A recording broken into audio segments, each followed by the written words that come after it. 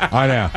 I saw a couple people being like, I don't understand this man bananas. It's like, A, it's fun. Mm-hmm. Yeah, it's fun for everybody involved. They do play still a form of real baseball. The Miles is right. Every mom I know my age is like, yeah. They're obsessed with those banana dudes. Well, also, they got some stuff for the guys out there, too. They had Mariners legend Jamie Moyer out there. They had, James Paxton came back out, the big maple for... They had the guy from Train singing Train songs. No offense. I don't think they care about the old Mariners. I just think they care about these young, hot guys. Yeah. It's like, this guy was in Thunder Down Under 1978. Like, no, they don't really care about that. Kind of like these guys.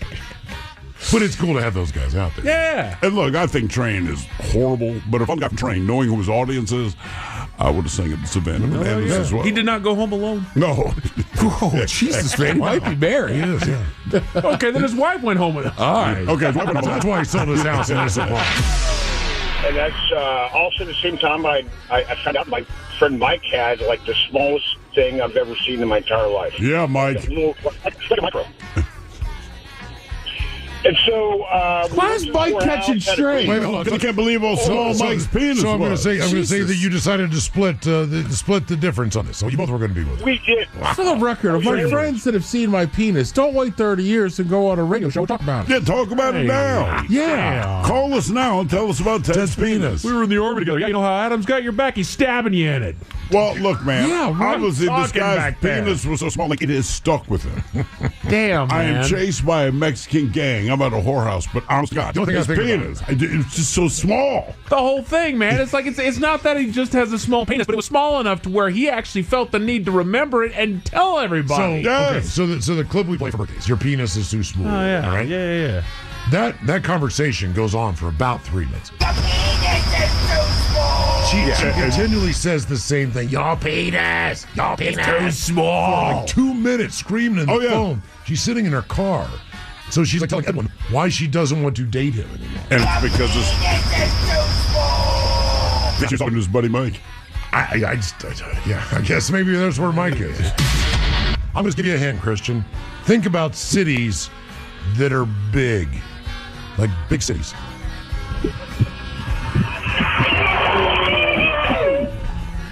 Sorry, I got a baby. Good luck to that. I hope it's yours. Chicago's a massive city. San Definitely Francisco. it's mine. Big cities. I feel that, baby. Did that kid just scream Chicago? Chicago, that's correct. Number 13. Thank you, kid in the back that can't speak English yet. Okay, so that's how you guess it. Major big cities. Tell him, kid. Yeah, you got it, baby. I'm sorry. No, it's fine. He's answering the question better than you are. He's getting it. That's okay. I think he said Honolulu. Yeah. Let's go Honolulu. That is number 1. Oh, thank God, kid. All right, 1, 2, 3, 4. You've got 5 out of the 10. You have 2 strikes against you, Christian. I feel like Pittsburgh's pretty big. Pittsburgh's pretty big. It is number 9. I cannot believe you got that. What? Yes, it's got. How is Pittsburgh as expensive? I don't know. I don't know. Pittsburgh. I don't know. Sorry. But it's in the top 20. She's Number right. 9. The baby's right.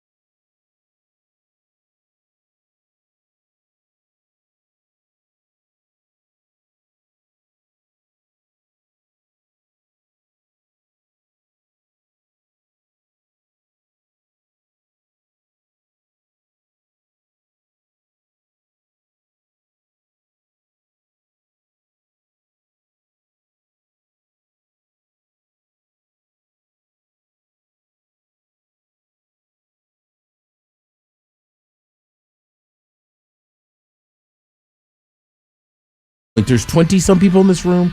There might be one other white guy. Yeah, but you said he was so hood Right, that all the brothers who he was dropping the N-word. Nobody cared. I'm not speaking. You didn't his try? brother comes in and goes, Hey, guys, let me give it a try. hey, fellas. When he goes, brothers, Everybody turns around. Now the white man, and I didn't disagree with him about drugs and stuff, but in my head, it's like, you're the only white man. You're the only white man. Oh no, I'm gonna die. That white devil right there. There's a wolf amongst us. What was the most memorable reason you were running? 206-803. So, no, I'm a domesticated dog. Right. It's not me, fellas. And he's got a bigger penis than Swole Bro. Swole, I know. Swole Bro. That's why I was like, well, I can let my thing hang. Swole Bro's scared. See that guy over there? Small penis. You should have pointed out. Look at him. Yeah, right there. Put the washcloth over the entire He time. ain't got nothing. Can you imagine showering, hiding it the whole time? I will go toe to toe with any man. Show me what you got, brother. What you got, man? Yeah. You know, teeny tiny bit. Or you'd have been surprised, like, oh, damn. Like a last name. Yeah. It made me feel better. So honestly, I was so uncomfortable. My one little victory in jail. That's right. Big brother with a little penis. That's right. Back down, man. Right. But you're in the same area I gave her all the clues for. Right. What else is there? The other big I city don't know right the name of outside it. Chicago. San Jose. Can we say Chicago? Chicago, she got a 13, yes. Is it San Jose? It is San Jose, number 6. Good job, Steve. Okay. And northeast-wise, it's always been an expensive city. Boston, there you go. Boston. So the top 10 most expensive cities for groceries. Sacramento, California, number 10. That was a miracle, Christian. Pittsburgh, Pennsylvania, 9. Another miracle. Followed by Philly at 8. 7 is D.C. San Jose at 6. Boston, 5. Seattle, 4. New York, 3. San Francisco, 2. Honolulu is number 1. And based on some of her guesses, in spite of getting them right, Pittsburgh and Sacramento, some of the other suggestions were Minot, North Dakota, Hump Tulips, and Yelm. Okay. They're like, why not? And Roy. Just so you know, the 20th most expensive is Raleigh, North Carolina. Really? Miami is 19 on the list. 18. The 18th most expensive city to buy groceries in the United States is Spokane, Washington. What? Damn. There's got to be something with the state's taxes. Yes. Yeah, A lot of it has to do with I mean, state what taxes. in the hell is going on? Anyway. And all Michelle is my incredible husband, Zachary, pronounced Big Zexy, is turning 36 today. Please help me wish him a happy birthday with you, your girl, and your Johnson, and by asking Coke Ted what he thinks about Welsh corgis.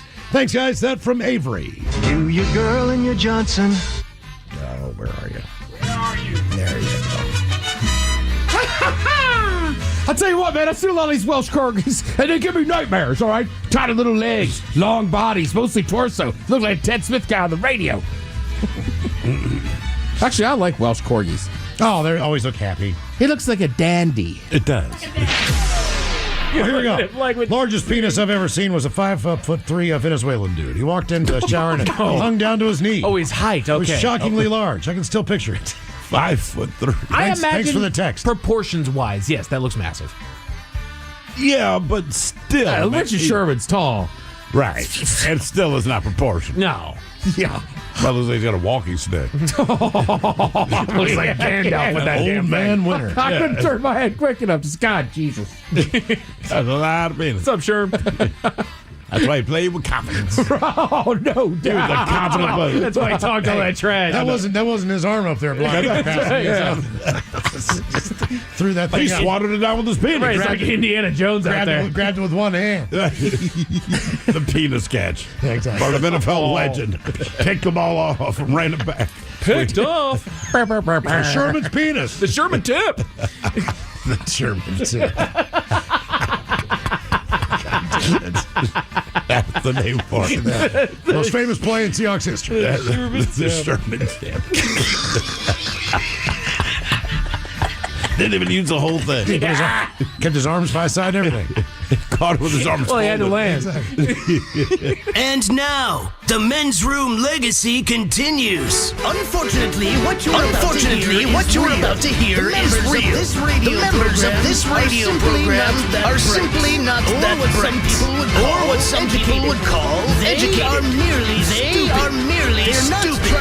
They're not trying to offend anyone on purpose. And all have played doctors on TV. You have been warned. You have been warned. And are cordially invited to join the party. This is the men's room.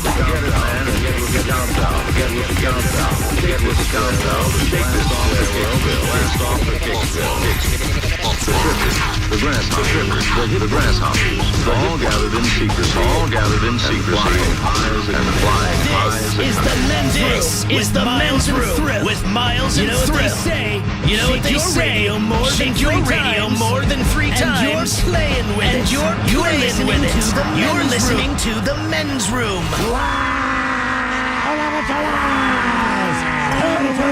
Welcome to the 20th anniversary season. Episode number 4,300. Episode number 4,300. Along with Steve the Thrill Hill. Along with Steve the Thrill Hill. And Mike Hall. Ted Smith. And Mike Hall. And you. Our men's room. On tap today, Taryn Daly and Steve Miggs from the Daily Miggs Morning Show join us. Once again, we will sit and spin. And today, we test our parenting skills with the top Disney soundtracks of all times. Yay. We will play Profile This. Plus headlines, a men's room shot of the day, fun with listener emails, and everyone's favorite, TV Time with Ted. Click, clack. Dangity drum. All right, here we go. Texas man is upset his neighbors are having a party, so what does he do? He shoots a woman in the chest. Meanwhile, after a man sets fire to a cafe that did not have mayonnaise, in steps Hellman's Best.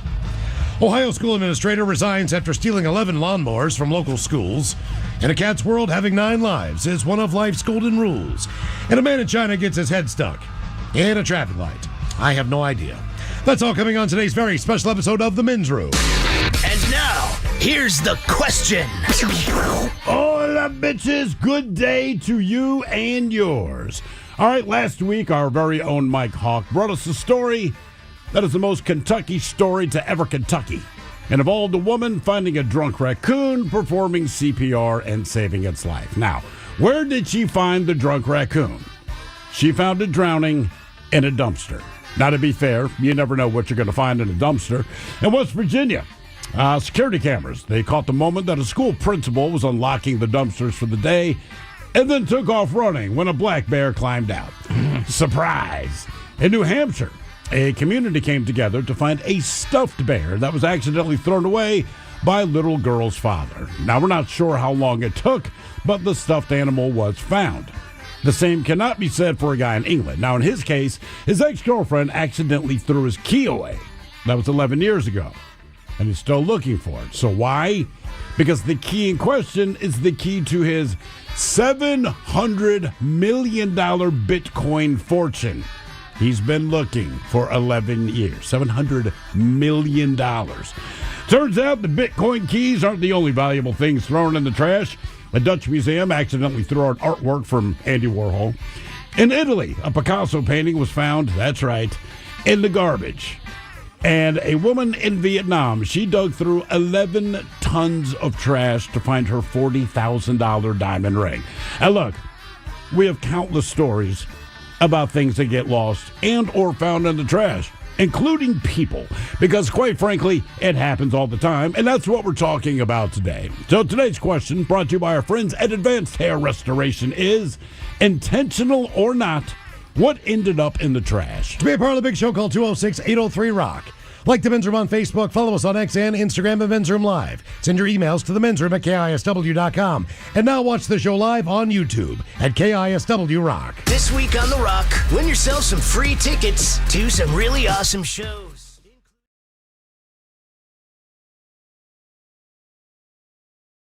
8th anniversary season, episode number 4,398.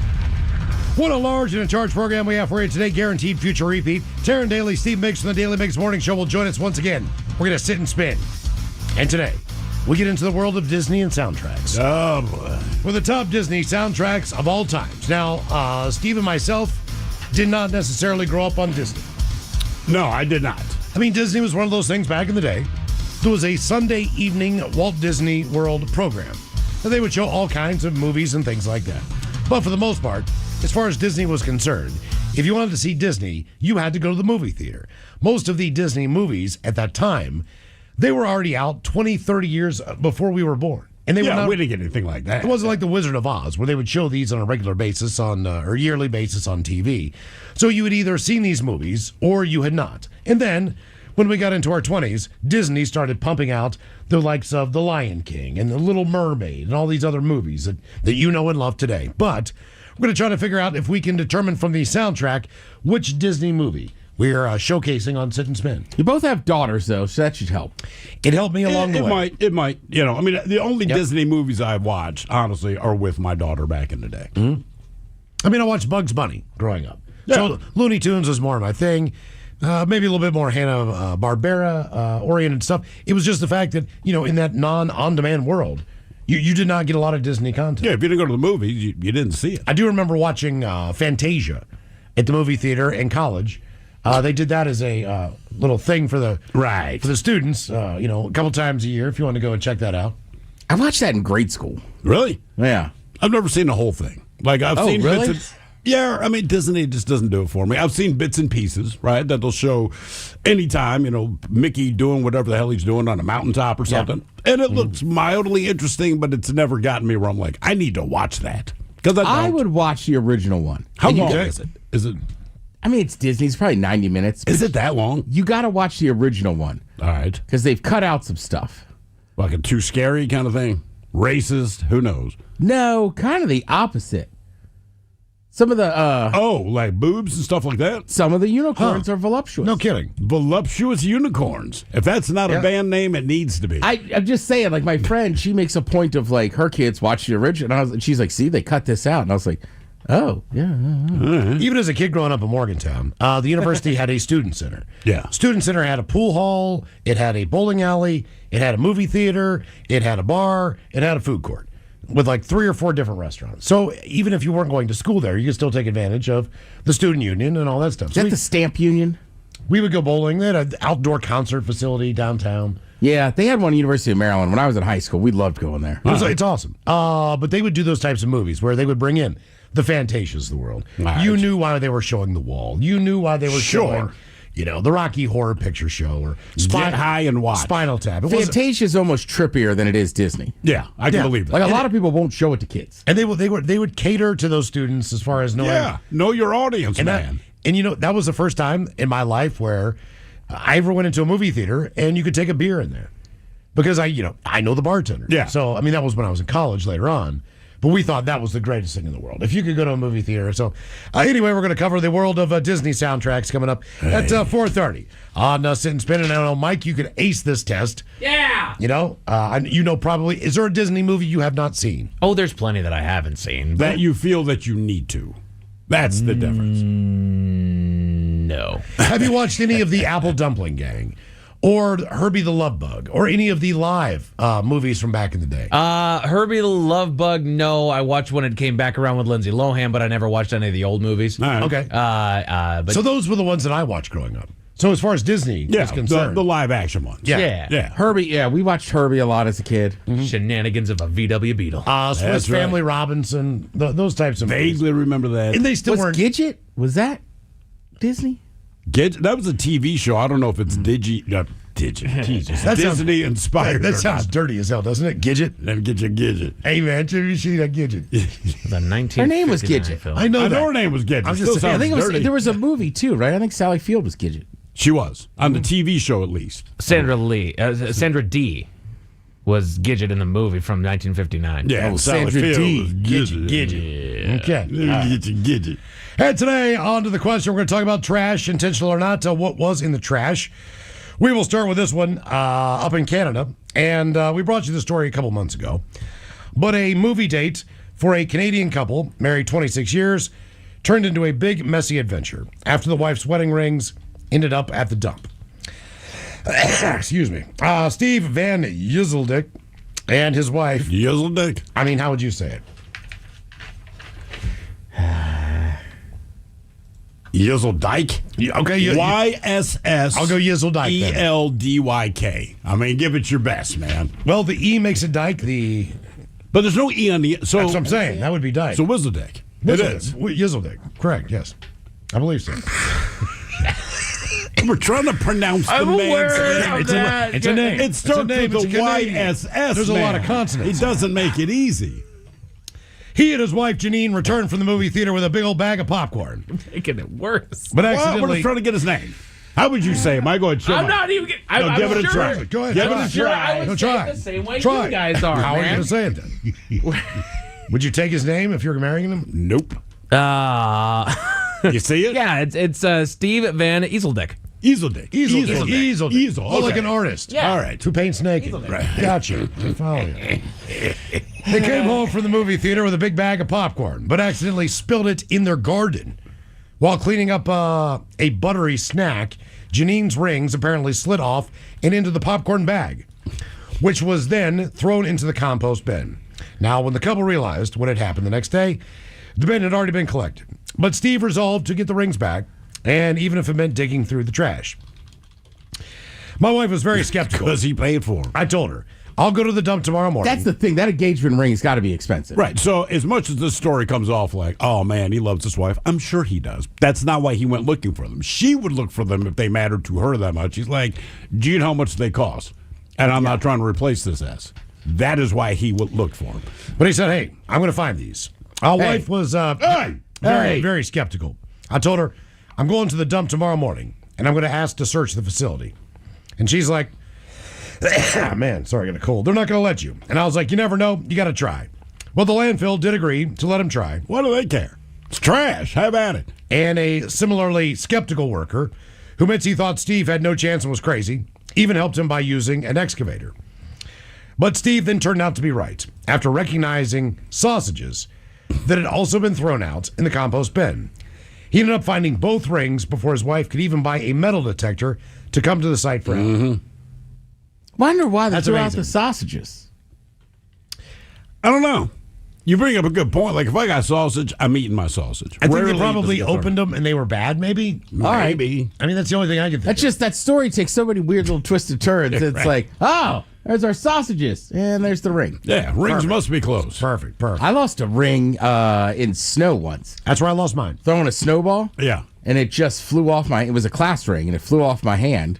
And I was doing door-to-door sales, and the next door I knocked on, we were talking about it, and the guy goes, did you lose it out there in the snow? And I'm like, yeah. And he's like, I got a metal detector. We found it in like 5 minutes. No kidding. Right, the chances. Yeah. Right, random apartment in the middle of Laurel, and the guy's he's just one of those dudes that goes around the beach with a metal detector. So I've lost 2 wedding rings. That went over real well. Oh, of course. The first one was, it was in the snow, and I was walking Chewy, and I got snow on my hands, so I shook my hands real quick. The ring just flew off. After I picked up a bag of crap, and it's gone. I mean, I don't know where it goes. So 2 days later, I find it. All right. That one I found. The other one was after a run. I was sweaty, and I was walking across the street, and I just heard ding, ding, ding, ding, ding, ding, ding. Now, this is across a 4-lane street. I've got the crosswalk. Yeah. This thing's rolling. I don't see it. I do not know. So keep in mind, there's cars going both directions. I know which way it should have rolled. Yeah. But it sounded like it almost rolled behind me. But I don't know where it rolled. Well, and it's a ring, so it could easily make that turn. It could do whatever it wanted to do. Yeah. But it's also in the middle of so even to this day, when I walk across that intersection, I will look around, and that's the stupidest thing in the world. Yeah, it's not there. But I can't. This is 8 years ago. Mm-hmm. But I still look to see if I can find that ring. And also, there was a drain grate. Yep, that's probably where it went. On that corner, a huge one that goes around. Did you notice it as soon as it fell, or did it take you a second? I didn't notice it until I heard it go ding, ding, ding, ding, ding, ding. Because I've dropped and then something I looked before down. I'm and like, heard, oh my god, my wedding ring. Yeah, I've dropped something before, heard the sound, and it didn't dawn on me. Just somebody's like, "Hey, you dropped that." Yeah, and I'm like, "Oh, F. Right, that's Correct. mine." Correct. Yeah. So yeah, that was. It is never good trying to explain to your significant other why you're not wearing a wedding ring. Now, I don't know what made my wife at the time think that for some reason, as soon as that ring was not on my hand, that all the women were going to come out of the woodwork and find me attractive. Yes, ladies, that's how it works. For the first time in my life. When you take a ring off, every woman you've ever wanted to come out. That's why it didn't happen before we met you. Thank God. Thank God he's not wearing that wedding ring anymore. Now I'm going to hit on him. Yeah, that said no one ever. Ever. So I understand that you're upset with me. This time around, though, I'm not buying a $500 ring. No. I'm buying a $100 ring on Amazon, and that's what I'm going to wear. It was the best ring I'd had out of them all. And I actually still have that ring. Really? I don't need it. All right. But I still have it. But yes. That was. And if you want women to hit on you, put on your wedding. Put on the Yeah. And walk Really? the puppy. Like these two things, you can't go wrong. Yeah. Larry Bird, we know him, legendary Boston Celtic. He accidentally threw away the last game ball from Boston Garden. Now, it was meant to be a keepsake, a relic from one of basketball's most iconic arenas. Instead, it ended up soaked in snow and dumped in the trash by accident and forgotten. He'd taken home the last game ball, used at the Garden. Before he could preserve it as a memento, it disappeared right under his roof. Now, according to the 3-time NBA champion, his wife, unaware of the ball's significance, gave it to their kids. Now, the kids, being kids, took it outside, played with their friends, left it in the snow. The elements did the rest. So Bird did what most people do. He threw it away. Now, when a memorabilia collector came to ask him about the ball, it hit Larry what he had actually lost. What was supposed to be a lasting tribute to the Garden's legacy became an afterthought in a family yard game, a symbol of Celtics history, lost to time and weather. He said, really, please don't tell anybody the story because it's pretty historic. The last ball of the Boston Garden, and I guess I ended up throwing it in the trash. I did that. The Indiana native brought the ball home after the Celtics played the Knicks in what would be the final game at the Garden. He'd made arrangements with a friend still working in the organization to give him the ball once the buzzer sounded. He wanted it. The whole day had been laced with all kinds of nostalgia. Bill Russell, other Celtics legends had returned. At halftime, the ball was passed hand to hand through the legends before it finally reached Larry Bird. All the Celtics greats. And he specifically asked for this. The symbolism, he said, was pure. The old garden, the cracked floors, the wooden bleachers, the smoke-stained rafters. It was a shrine. Bird knew what the moment meant. That ball was a memory in physical form. So he took it home. Now, the demolition of the Boston Garden was the fading of an era. That joint was built in 1928. Garden hosted 16 NBA championships, 24 All-Star appearances, an unmatched stretch of sports history. Its floor became as iconic as the jerseys worn on top of it. But needless to say, the last ball that ever bounced in a game at the Boston Garden, his kids took out in the snow and basically weathered it and lost it. Oh, yeah. Or he threw it away. That's wild. And especially when you specifically asked for this. You know, you went to the guy and said, hey, at the end of this game, make sure I get this. The difference is, well, Larry Bird, I don't feel that bad. Like, yeah, dude, you lost something good, but also you do have 3 championship rings. You're in the Hall of Fame, right? You got money. Like, there's so many things. If it had just been the average Joe, like Ted, if you said, I managed to get this ball and you lost it, I'd feel bad for you. Right. Correct. Like, I think that's more of a frustration. Oh, sure. Just like, how did my kids do this? Well, again, they said the wife handed it to them. The kids wanted to play basketball. She sees a basketball. Mm-hmm. She handed it. I would just feel like, dude, if the basketball carries that kind of nostalgia, why is it any place where the wife might mistake it? Right. You know what I mean? Like, was it sitting in the garage next to other basketballs? So that's the issue, right? Was it sitting in the basement next to another? Like, dude, that thing would be, even if I haven't gotten it, I don't mounted yet or whatever you do it is somewhere safe. Well, there's a story today about the University of Connecticut, UConn, right? Mm-hmm. They have so many championships in basketball between men's and women's that they just keep they have all these other trophies too, but like they're using one of the trophies as a doorstop. Damn. Okay. Right? So it doesn't, like, for Larry Bird, you're right. He might have had this thing and it was just sitting somewhere in a box. Like, I don't know. Sometimes you have something that's important to you, but when it's in your house, you're like, I got to get a case for it. Or Right. I mean, hell, me and my brother had the flag for my dad's funeral for a few months before. We were like, all right, we got to buy a case. Right. That flag's just sitting there folded. When my mom moved out of the house we grew up in, 4-bedroom home, so when my youngest sister went to college, it is my mom in this house by herself. And the house is huge. And my mom is one of those people who has piles of stuff everywhere. Yeah. So nothing is ever really organized. It's organized in piles. She knows she knows what they are. Yeah. She will get to it one day. She never gets to it any days. Baskets of stuff and everything else. So my room, my brother's room, and my sister's room, after we moved out, it basically stayed as if we had passed on. Right, and they're preserving it. And the parents just wanted to have that memory of walking into the room and remembering their child. Yeah. It had not been touched. Nothing had happened. So when my mom decided to move out, at the time I was living in Baltimore, and I said, Mom, I'm going to try to get back. She sold the house faster than she thought she was going to. All right. So now she's in panic mode. So basically they've got a dumpster in front of the house on the driveway. They fill one dumpster up. Yep. They take that to the dump. they bring another dumpster. They still haven't gotten into the bedrooms yet. They're just throwing away the crap that my mom has hoarded in that house. Yeah. Honest to God. So she says, is there anything that you want? And I said, there are some books that I definitely want to go in there and get and look through and make that determination. They have your money in there? They have baseball cards. They have basketball cards. They have football cards. I had a Bobby Orr hockey card in there. Flying man. I had Willie Mays. I had Mickey Mantle. I had Roberto Clemente. I had, basically all of the 1971 Topps black set with all these rookies. Like Pete Rose, Tom Seaver, you name it. They're all in this. They're all in books. And I hid money in there.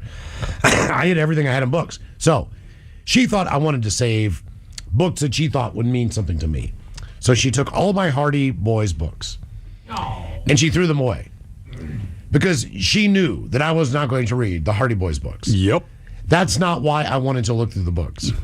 The reason I wanted to look through the books is it's got money in it. It's got keepsakes in there. I hid everything in those books. So everything that she threw away was the books where I hid all my stuff. I had at least, I know for a fact, at least $1,000 cash. Oh, no. Did you tell her? I did not tell her what was in the books. Right. Because the last thing I want, I just didn't want her to know. Like I had an emergency fund of $1,000 that I had saved, basically my whole life growing up, from cutting grass to everything else. When I went to college, I determined I was going to live off what I could make and just do it. Yeah. And if the S ever hit the fan, which was like a transmission going bad on my car, or something to that level where like you need $1,000 to either maybe even buy a total vehicle. I had $1,000. Not only that, but baseball cards were valuable then. I could have taken those cards in, and got a third of their value or whatever the hell it is to a couple of different baseball card shops, and walked out with cash. All of that crap was thrown away. Every single. And thing. you didn't tell her. I didn't want her to make her feel bad because I don't think she knew. Well, if she didn't know, you can't really blame her. Well, she asked me Yeah, what but to you keep. guys are making assumptions. There's also the possibility that she made $100, collected some baseball cards, and then threw out the Hardy Boys book. So and you didn't bring it up, so she's like, okay. So I had, every year for Christmas, I would get savings bonds. I had two relatives, two grandfathers, that would give me savings bonds every year. Yeah. $100, $50. Basically, all right. If you have a $100 savings bond, someone paid $50 for it. Mm-hmm. It's going to take 5 to 10 years for that to mature. Where did those go? They went in those books. Oh. So all that stuff that I had. The bonds are the real ones, too, man, because by the time you cash them in, they have matured. You get thousands of dollars. Exactly. Our question, intentional or not, what was in the trash? 206-803-ROCK.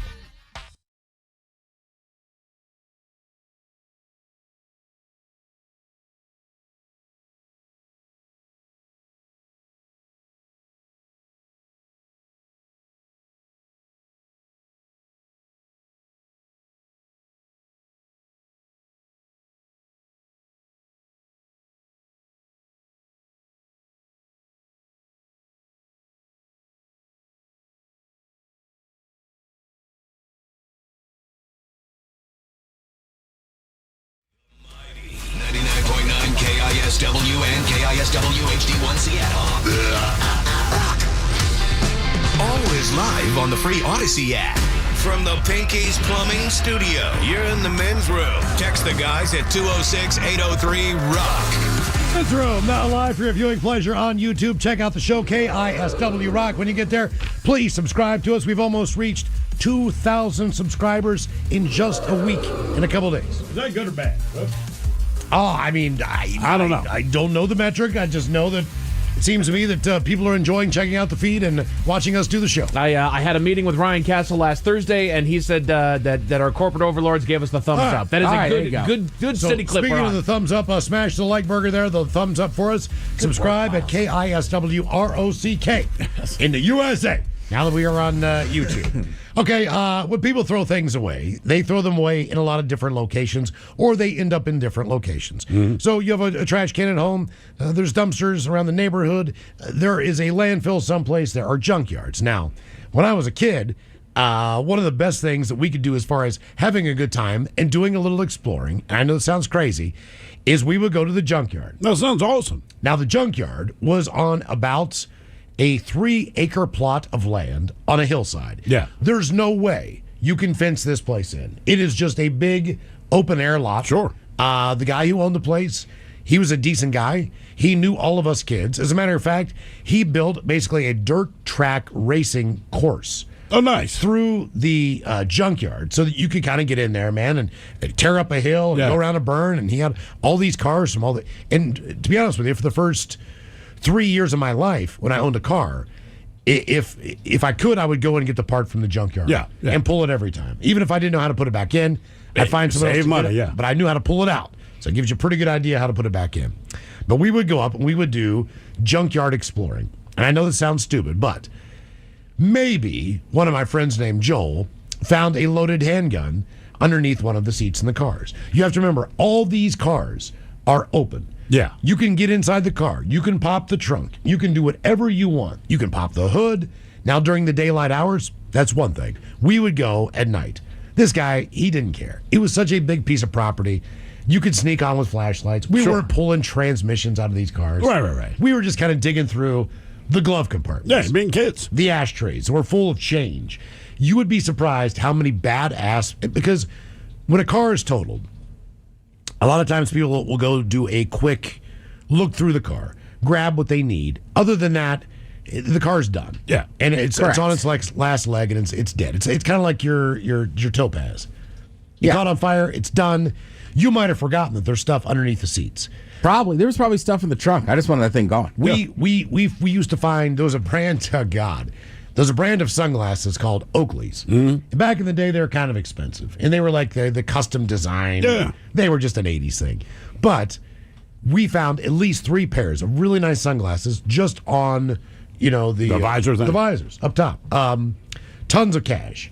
I mean, just different things that we found flasks full of alcohol. Oh, of course. Underneath the seats of cars. You get into the trunk, and people had like full tool kits, like in bags with flares. Yeah. All the emergency stuff that they didn't take, atlases, road maps. We would walk out of there with literally like a trash bag full. And the best thing was the golden ticket then was we used to sell used radar detectors. So when you did pornography, we did radar detectors. And they didn't always work. And there was a Y band and a Z band. Sure, but they whatever. were older than not. But we would get those too, and we would sell those to our friends because that was the must-have at that time for sure. Yeah, any aftermarket radios that were still in those cars, we would pull out. Like if we saw a Blaupunkt in a Volkswagen, we would take the speakers out because the speakers were really good. Yeah, we would gut the car of all the good stuff.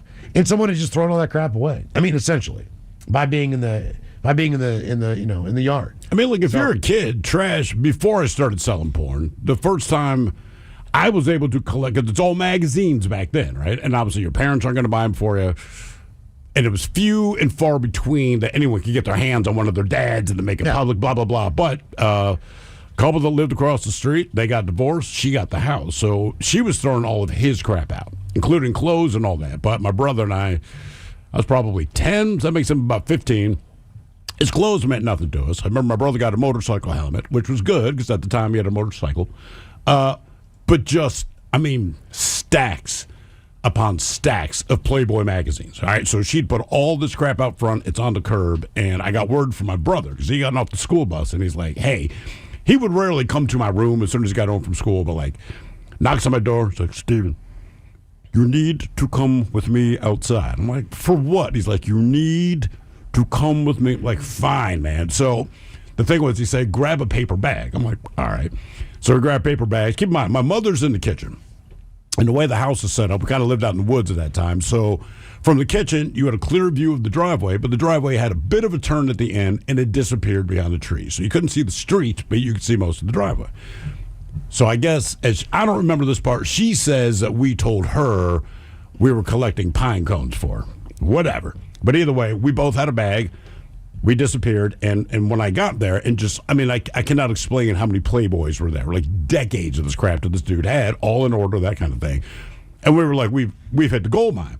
So we're loading up a paper bag full of Playboys. Well, it occurred to us, we can't nearly fit all these Playboys in these 2 bags, but our goal is to get every single Playboy. Every single one. Every freaking one of them. So we'd kind of wander back toward the house, put the bags around the bag, and then we went back into the kitchen, and we grabbed like 2 more bags each. And as my mother says it, she's like, you guys are still getting more pine cones. Keep in mind, it's upstate New York. There's pine trees everywhere. Like, pine cones are not a hot commodity. It's like a squirrel. They're freaking everywhere. But she thinks we're working on some cute project for her or something. Cool. And she's like, I kept watching you guys disappear down the driveway, and we were loaded up. We did eventually get every single magazine that was out there. There's probably 12 bags worth. Put them around the back. We go to the back door from the inside. We each just take 6 bags, just random, and each disappear in our rooms. And as you can guess, we masturbated like rabid monkeys, right? That was our thing. That was over the weekend. No big deal. The following Monday, go to school. When I get home from school Monday afternoon, my mom is pissed, and she's waiting for me kind of thing. And I'm like, what's up? And I'm going through my Rolodex of things I may have done. I'm like, I haven't done anything. What's going on? And she just points at my closet. And my closet at this point, because as a kid, you don't realize your parents will open your closet door. Oh, yeah. There's just stacks of Playboys. And she's like, where did you get all of these from? And I'm like, whatever her face was across the street, man, like she was throwing them out. My mother, like, you need to get rid of every single one. And it was a bad scene. Did your dad step in and say, I'll take care of this? The way my mother says this, all right, she said that she called my father at work because she's freaking out because my 2 little boys, they're looking at boobs. And my dad's like, what is the problem? And she's like, well, they have all these Playboys. He goes, they're healthy young men. He's like, don't make a scene about it. She did not listen to that. She made a big deal about it. Then she confronts my brother. We both had to throw out the magazines. We didn't, but we had her convinced that we did. We just had some friends sit on them. But as far as going through trash, that for me was absolutely the greatest thing ever. And I will never forget that day. My mother still laughs about it now. And I'm like, Mom, you don't understand. When you're 10 years old, and I mean, like in my mind, it's just a mountain. The Playboys, and they didn't even show anything below the waist back then. Well, the older ones didn't. Yeah, it was just, well, this guy started early and got to maybe 78 or whatever it was. You do get to see one thing from a historical standpoint. The shape of boobs? Is the evolution of the shape of breasts. Yeah. They were all torpedo. You cannot believe what bras used to do. And remember, Playboy is still 18 to 25 to 30-year-old women at that time. Yeah. They did have Marilyn Monroe. She was one of the older centerfolds. Like the famous actresses that do it to be older, but generally... But they were famous actresses. Yeah. So these are not women... Vanna White. These are not women who gravity has really taken effect yet. Mm-hmm. But just the shape based on how bras were designed. But it's every woman's boobs. I'm going to assume that was the culprit. I don't know. It had to be. That's the only thing that I can logically they were like torpedo, but they weren't hanging down. I mean, they were straight out. My grandma... Her bra had like 9 hoops on it. On the back. Keep that thing to on. lock in, because I mean, it was just like it needed it. He was trying to lift this house up. I mean, it needed all the support it could get. So when you saw the bras that the women were wearing, I mean, the strap was 6 inches thick. Yeah, the Sears catalog, and it didn't matter. They were the unsexiest bras ever. But as a kid, that Sears catalog came, and you flip to that page, and you're like, oh yeah. That was one of the you gotta steal that stuff. I mean, I remember my mom one day just being pissed because it's like Sunday morning or whatever. She's cleaning, and her screaming because my mom just wasn't a big yeller. Yeah, but her just screaming at my dad. So finally, I said to my brother, "What happened?" He goes, all right, she found Dad's like nudie mags.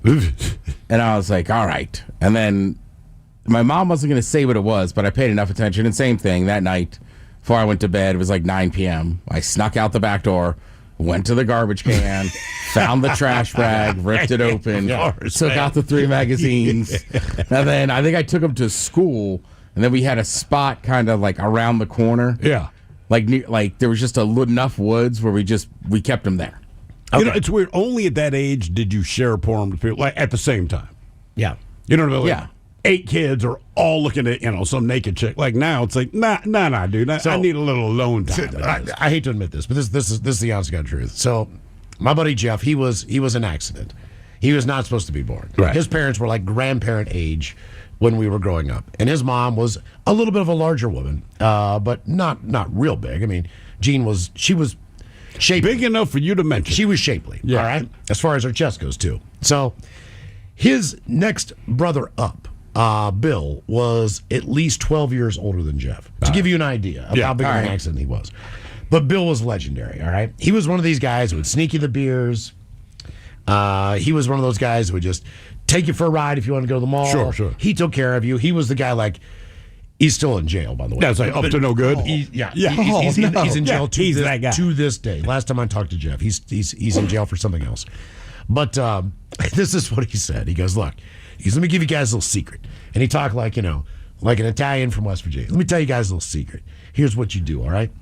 Okay, when your mom's not around, I want you to go into her room. I want you guys to put on her bra, all right? And I want you to put on her bra.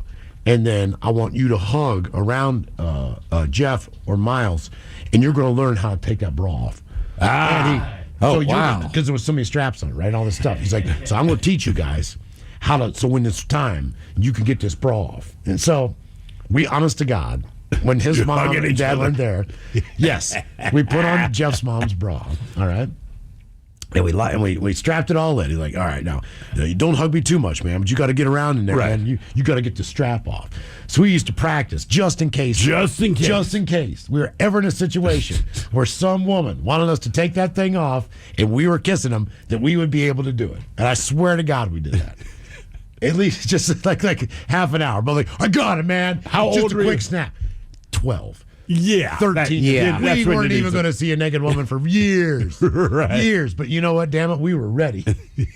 Just in case. Because that's how thick that crap is.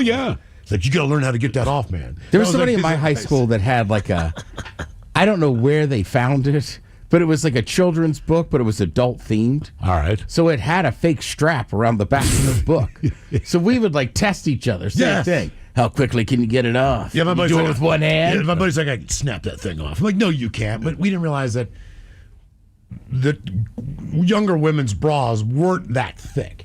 Right. We were You're working on grandma's bras. We're working on the heavy duty stuff, man. But we didn't realize it was just going to be this maybe 2 little hooks. Yeah. Later on in life. Yeah, just snap that thing right off. Intentional or not, what was in the trash? 206-803-ROCK. Hello, Ken. Welcome to the men's room. Hello, Ken. Ken? Hello, Ken. Oh, come on. Ken, are you there? Sounds like he's there. He is. Ken? Come on, Ken. No, Come on, Ken. Oh, Christ. All right. Ken's with Barbie. Maybe it's the phone. Ken's with Barbie, no penis, nothing. that was Just actually- flat. Right to there. Oh, yeah. Was it not Ken? Were we on the wrong line? It was, but then his number started calling on a different line, so Ken might have some issues. Here, hang. Ken. Hello. Hola. Now we got you. Hola. Hola. So back in the late 90s, one of my supervisors went to the last game at the Detroit Silverdome before it got imploded. And for me being his favorite worker, he gave me 2 of the towels, game used with the field dirt on them. So I had them in my truck for a couple days, and one of them had a little bit of coffee on it. I brought them home and put them on the kitchen counter, and I hadn't told my wife. Went, took a shower, came out. She says, "Oh, them dirty towels of yours, I threw in the washer with everything else." So all the dirt, all the actual field was gone off of them. Well, they had to play. All right. Well, one thing you need to know. Those towels weren't from the Silverdome because that was an AstroTurf field. So they were from the last game they played before that thing imploded. Right. If you look now, though, at a video of that, if it's still standing, it is one of the creepiest things you've ever seen in your life. What's that? The Pontiac Silverdome. Didn't they take it down, well, or is it still there? It was there for a while, and then remember, it never had a permanent roof, right? It was like a bubble. So I think over the years, the snow and stuff so kind of deflated. Kind of what happened in Tampa at the Devil Race Stadium. Yeah. Basically slowly deteriorated in the same way as it did in Pontiac. But they took a drone through there.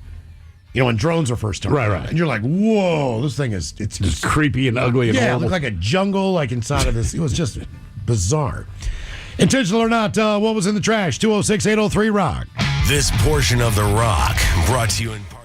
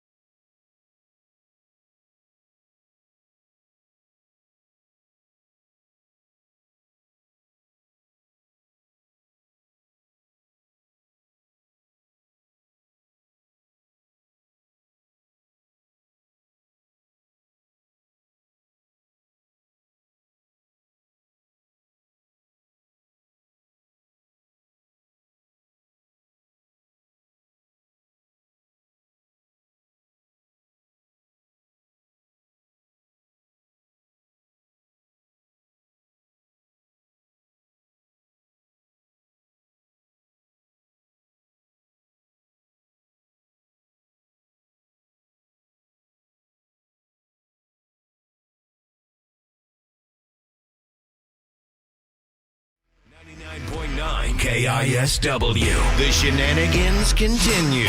This is the Men's Room with Miles and Thrill. Woman has revealed how she accidentally threw away the key to her boyfriend's £569 million Bitcoin fortune. Or about 700 million American dollars. As he fights for the right to search a huge landfill in an attempt to find it. Halfina Eddie Evans, speaking for the first time about her ex-boyfriend James Howell's cyber nightmare, admitted taking the hard drive to the tip in Wales, but claimed she did so at his request. Howells claimed he mined the Bitcoin himself in 2009, then forgot about it.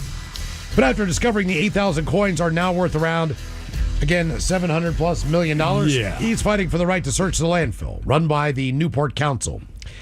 She said she took the hard drive containing the key to the tip 9 to 10 years ago. The couple have since split up. She said, I hope he finds it. Not that I want a penny of his money, but it will shut him up. In an exclusive interview, the mother of their 2 teenage sons admitted, yes, I threw away his rubbish. He asked me to. The computer part had been disposed of in a black sack along with other unwanted belongings. And he begged me to take it away, saying there's a bag of rubbish here to be taken to the tip. Tip being the dump, so to speak, in England. Hey, you got on the tip, eh? I had no idea what was in it, but I reluctantly dropped it off at the local tip on the way home from going to the school. I thought he should be running his errands, not me, but I did want to help him out. Losing it was not my fault. She added, I'd love nothing more than to help him find it. I'm sick and tired of hearing about this. Oh, you're going to hear about it. Now, she broke her silence after Mr. Howell vowed to take a counsel to court to his final bid to unearth the key to his Bitcoin jackpot.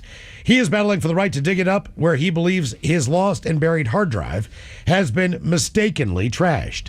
In a last bid to help unlock his fortune, he is preparing to take Newport Council in Wales to court to see if he can get in there. 700. That's a long time ago. $1 million. I know. But that's the thing. But the worth has just gone up. Damn. 700. I guess if you'd have bought some Bitcoin in 2009, you'd be sitting pretty right now. I mean, you can say about 1 million things, right? But yeah, I don't he know. didn't know. He bought, waited to see what happens, does his calculations, and you're less $700 million. And the thing is, it doesn't even matter if someone else finds the key. The way that stuff works, you wouldn't really be able to use it. Yeah. You know, but still, man. I know a buddy of mine who did that long ago. Didn't lose it, just bought it. Mm-hmm. He hasn't worked in years. He will never work again in his life. Yep. He does whatever in the hell he wants, anytime he wants. He just does what he wants whenever. Sure. Did he sell it? I don't know. I don't ask him about it. Because it goes... Lately, it's been just going up, but there is dips. There's huge dips, and everyone panicked. But I think he bought it at the very beginning. I think he still buys it. I know he is a financially smart guy. Yeah, I just know that he does not need to be financially smart anymore. Right. If he just keeps what he has right now, he's fine. I had a buddy that had one, and this was years and years ago. Remember, like, there's a famous story of the guy that bought a pizza with a Bitcoin. Yes, he bought some supplies for a festival. Okay. That coin would be worth so much money. Now, right. He just wasted he had on one that. coin and bought that. Right. He was on the dark web way before it was cool with, like, the Silk Road and this and that. We had a hell of a time. Yeah, I bet you did. But not worth that. Yeah, in retrospect, probably not worth it. Yeah. Does he have any idea what that could be worth now? Or does he even want to know? I think if I'm him, people don't buy tell me. sections of coins now, so, one Bitcoin's got to be worth a ton. I don't know. I really don't know that world. I don't either. Intentional or not, what was in the trash? 206-803-ROCK. Yeah, one full coin is worth $112,000. Damn. Oh, man. Ooh. Ouch. Yeah. But he got party supplies. But hey, man, you guys tripped. Yeah. We had a big weekend. Right. We were the kings. Hello, Marty. Welcome to the men's room. Oh, well, Thrill, my friend, I have things and words to say, and I promise this time, third time's a charm, I say, this little kitchen witchy witch will not say those words for you, sir, because I respect you too much, and this is indeed your house, and I always listen to the captain, and I have got quite the tale, lots of it. Well, I appreciate that. Yeah, what are you on? Right? What is that? What am I, right? No, what is the drug you're on? This is amazing. I'm not. That's the problem. Oh. The problem is, Mom is off her meds, but I've lived my whole life as a nurse's daughter, a cop's daughter, and I work in healthcare itself. Swedish hospital last time. Yep, know them all. talk about the Rolodex of the gods. I know everyone and God. I was the board liaison to their board of directors, publicly traded. Look them up. I don't have to tell you what big Seattle companies are already board members. And yeah, they like me too. Because why? Even the psychotic Chuck Balloonets, Montreal, a little nutty. All of us, toxic Avengers, lots of baggage. But what do we do? What did they say they were going to talk about? We deal with it. Hold on for 1 second. Hold on for 1 second. Hold on. Hang on. Hold on. I'll put you on hold. Inform me that the mood stabilizers ended up in the trash. Currently? Yeah, on the way to go. Currently. On the way to go. That explains so much. So, Marty, what ended up in the trash? Well, the medication that is the mood stabilizer, indeed, was definitely prescribed to me by my very good Jessica. Don't matter. She works at where? Lifeheart, whatever. Look it up. We don't need to look anything up. We believe it. We believe it. Right, exactly. Now you hear me. So she sent me what? The big guns, because she knows if I say that word, like everyone else, what am I saying? Crisis, manic, panic. So we don't know. But she's prescribed me the very thing I need right now, which is an antipsychotic. Could be Tourette's, probably. I do voices, by the way. Waiting for my invitation. No. We don't need a voice. Wait, why is your medication in jail? And why is your medication in the trash? There's a story. Simply bullet points. I've been working on this shit. You promised. You knew it was lied. And you promised and you lied. 7 words. You're out. 3 strikes. Why'd you single my ass out? Wow. I don't want any of that. Keep those words in mind when calling. I don't want any of that. Promise breaker. Breaker. So what exactly did she explain to you? Because I tracked with absolutely That was nothing. a woman, not a man. Sorry. I didn't understand. I had to listen to her story like 3 different times to get the actual meat of it, because same thing with me. She just went off, just started going. Yeah. And it took me a couple passes just to get the name, and then I finally got the story after that, which was her mood stabilizer ended up in the trash by somebody. It might have been her. It might have been somebody else. Ended up in the trash. So now I she's believe on that. Her, on her way I to get, believe that. On her way to get new medications. Thank God. Antipsychotic. So yeah, that is how she said it. She's got a lot of narcotic. A lot of bullet points to hit. Yeah, I got that. She's been working on this stuff. I hope that stuff is instant release. Please don't be like one of those things. Don't make it time. Liquefy that and just inject it right in. Chew that pill up. It needs to work. It needs to be like an EpiPen. Even if they tell you not to chew it, chew it. Is there like an EpiPen of sanity? Like, so you just jabber and like in an instant, like, whoa. I clarity of mind, man. I was back and forth on whether or not that one was going to make it. No, perfect. That was there's nothing wrong with that until she cussed. Yeah, and she proved it. I would say there was nothing wrong with it. Well, I mean, it was entertaining. There was something wrong with her. There's nothing wrong with the call. And she was kind of proof that she needed whatever drug she was talking. I understood. I agree. Yeah. And you can look it up. Yeah, you can. Look it up. I'm not looking at Look it up. Look it up. Everything I'm telling you, look it up. That's right. Everything thinks I'm lying about everything. Look it up. We believe you. It's Tuesday. Look it up. She's fun. Wow. Intentional or not, it's what was in the trash. 206-803. Don't worry, that's the only surprise so far today. Not her specifically, but I've talked to her in a bar before. Have you? Yeah, but you don't know it until they start talking. Yeah, and they start talking and talking, and you're just like, how do I get up and just move bar stools? There's a woman who she frequents the bus stop outside of the watering hole. Right? Yep. She never has a cigarette, but will always bomb a cigarette from me. And look, I don't mind giving you my cigarette, but the other day, this weekend, I went outside. I saw her. She was not looking at me, and I decided to walk all the way around the back of the bar. And everyone's like, why'd you go run back? I said, I just don't want to talk to her. It's not that she's mean. It's nothing like that. The problem is, because she looks normal. Now I can see some telltale signs, but when she first walked up like a year ago, I'm like, sure, you can have a cigarette. You mind if I sit down on the bench next to you? I'm like, no, go ahead.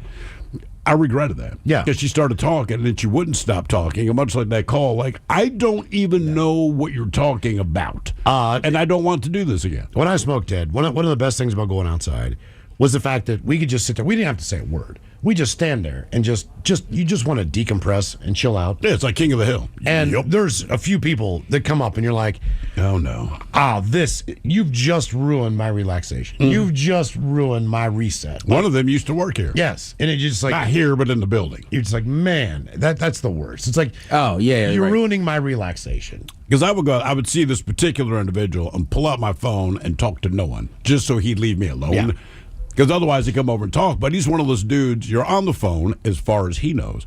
He'll still stand like 2 feet away from you, waiting for you to hang up your call. It's just like this. What are you not getting, man? Yeah. I don't want to say I don't like you. And the thing is, I don't. But I don't want to say that. Intentional or not, what was in the trash? 206-803-ROCK. I did not like you. Hello, Eric. Welcome to the men's room. Marty, good luck, by the way. What's going on, fellas? Oh, you know what's going on. Hey, that last caller was very energetic. Yeah, that's a word for it. Yeah. To say the least. Anyways, what I found in the trash, I was probably 16 or 17, and I was at one of those like U-spray car washes, U-spray. Oh yeah. And so I got done. I was with my buddy. He's probably a year or so older than me, but this really creepy dude like pulls up in like an old school Lincoln, and he threw a bunch of like paper bags away in like the little trash, and he takes off for a few feet, comes running back, and he starts ripping labels off these like we didn't know what they were. He was ripping labels off stuff, and then he speeds off, and then we're like, dude, we have to see what's in the trash. Okay. And so of course it was like half a dozen like old school VHS tapes, and he just ripped the label off, with the paper tears so you can't see what it is. And I'm like, okay, we got to check these out. So, we went to my house and put it in, and it was like the nastiest, like 70s old school porn. Like I didn't know women would even look like that. And problem is, I left one in the VCR, and then my mom saw it, but I have two older brothers, like no real big deal. But she was just like, what are you watching? She figured I'd be looking at something a little more modern. So she's giving you grief just for how old it is. Yeah. Yeah, she was probably thinking like, oh my God, what's my son into? He's into vintage porn. He really is. Yes. Let the weeds grow. It was just kind of funny. But it was, she was all cool about it, I guess, but she was just like, I thought you'd be into something a little more modern. Look, man, at a certain age, you're into anything that offers nakedness. Right. And that was just what it was then. Yeah. Totally. Yeah. Like, again, back to the Sears catalog. Like, good enough. It's as close as I can get. And I'd go to the library, and there was a book on Nazis. But there was one page where the Nazis were at a topless bar. So I would go to the library and find this one book. Be like, hey, man, you want to see some? Yeah. Page. You're looking at Nazi boobs. Yes. But again, I'm like 11 or 12, so you're just happy to see boobs in general. Look, I'm not going to lie. We were learning about like World War II. 56, and if you showed me, here's Nazis, it'd be like, F them. Here's Nazi boobs. Like, all right, slow down. Let me see. Let me see the Nazi breast. The first boobs I saw were a woman who could balance a basket on top of her head and a slinky around her neck. Oh, yeah. National Geographic, her boobs man. are coming down to her like her thighs. Boobs. Did you guys go to the library in elementary school specifically just to look at those boobs? Yes. Yeah. I mean, the women, they were not attractive. Yes. Their neck was 18 feet long. Yes. Their boobs look like bowling pins, and you're like, but they're boobs. I don't care. And for some reason, the librarian, maybe it's changed, they could walk by the table, and they still thought on some level we're trying to educate ourselves. Like, we're not. I don't think so. Oh, you're reading about Ethiopia. No, it's we're like, not. no, we're looking at boobs. No, we're not. Intentional or not, what was in the trash? 206-803-ROCK. And there were a lot of boobs. So many. Every week. Well, I mean, every it's month. just like, because they would like follow some tribe around, and like none of the women wore tops. So they take a picture in the foreground of but behind her was just more boobs. It was just infinite boobs, man.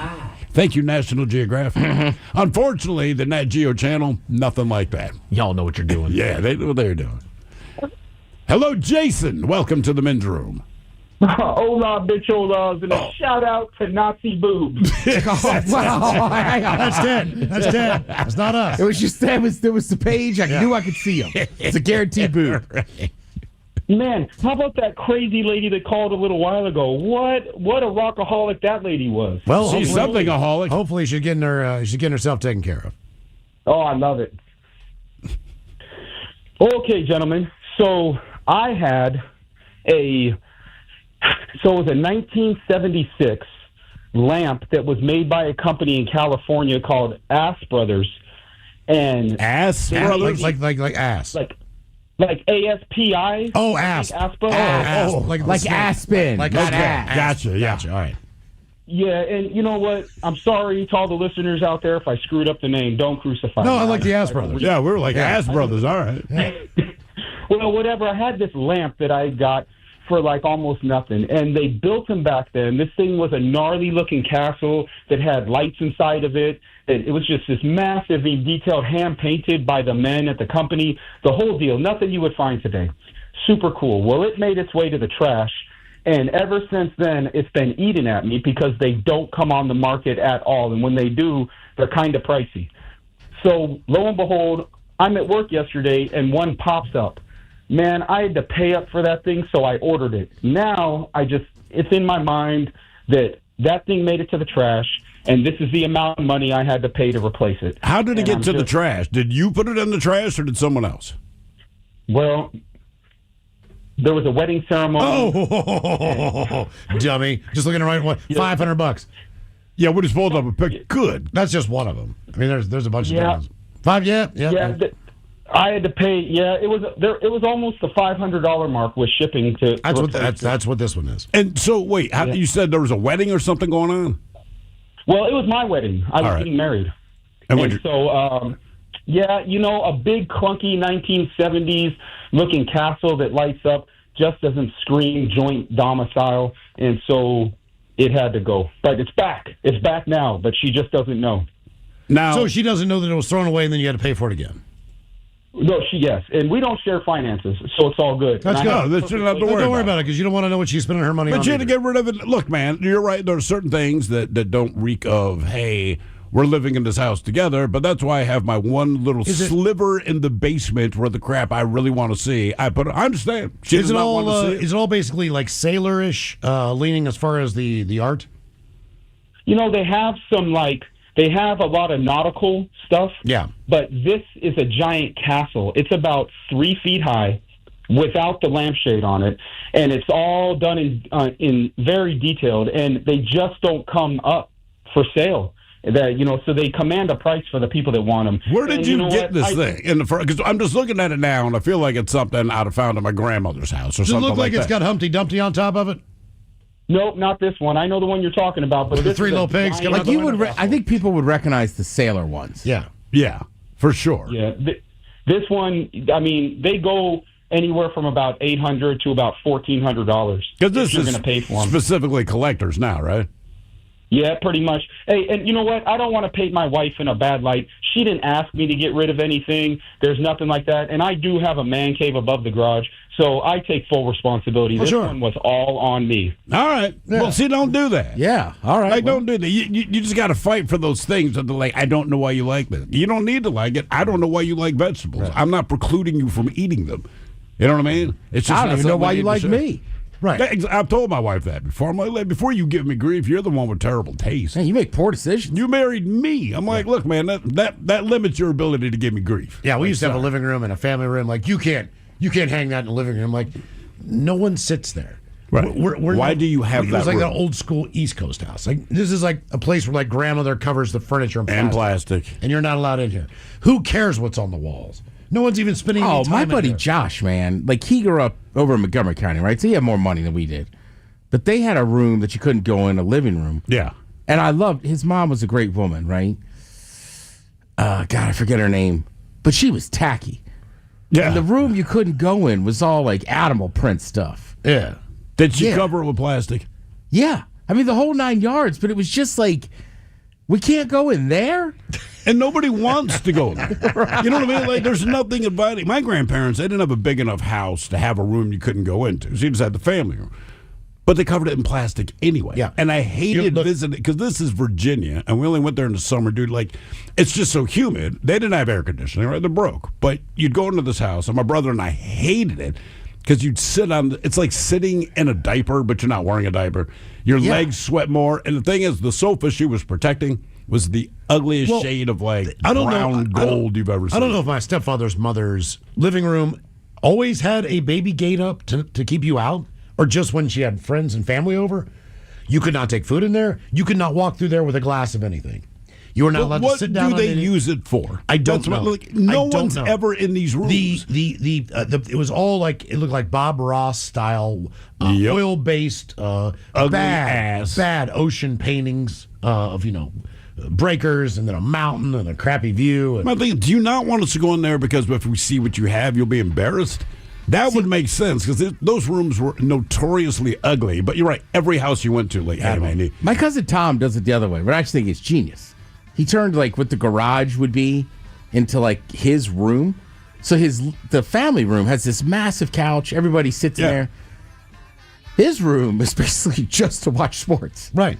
That's perfect. So his kids don't go in there. Yeah. It's like across the hall. And he lives in South Baltimore, but he's a Niners fan. All right. So like his kids kind of like the Ravens and stuff. Sure. So they'll be in the main room and he sits in his room and just watches his game. That is perfect. It's awesome. Intentional or not, what was in the trash? 206-803-ROCK.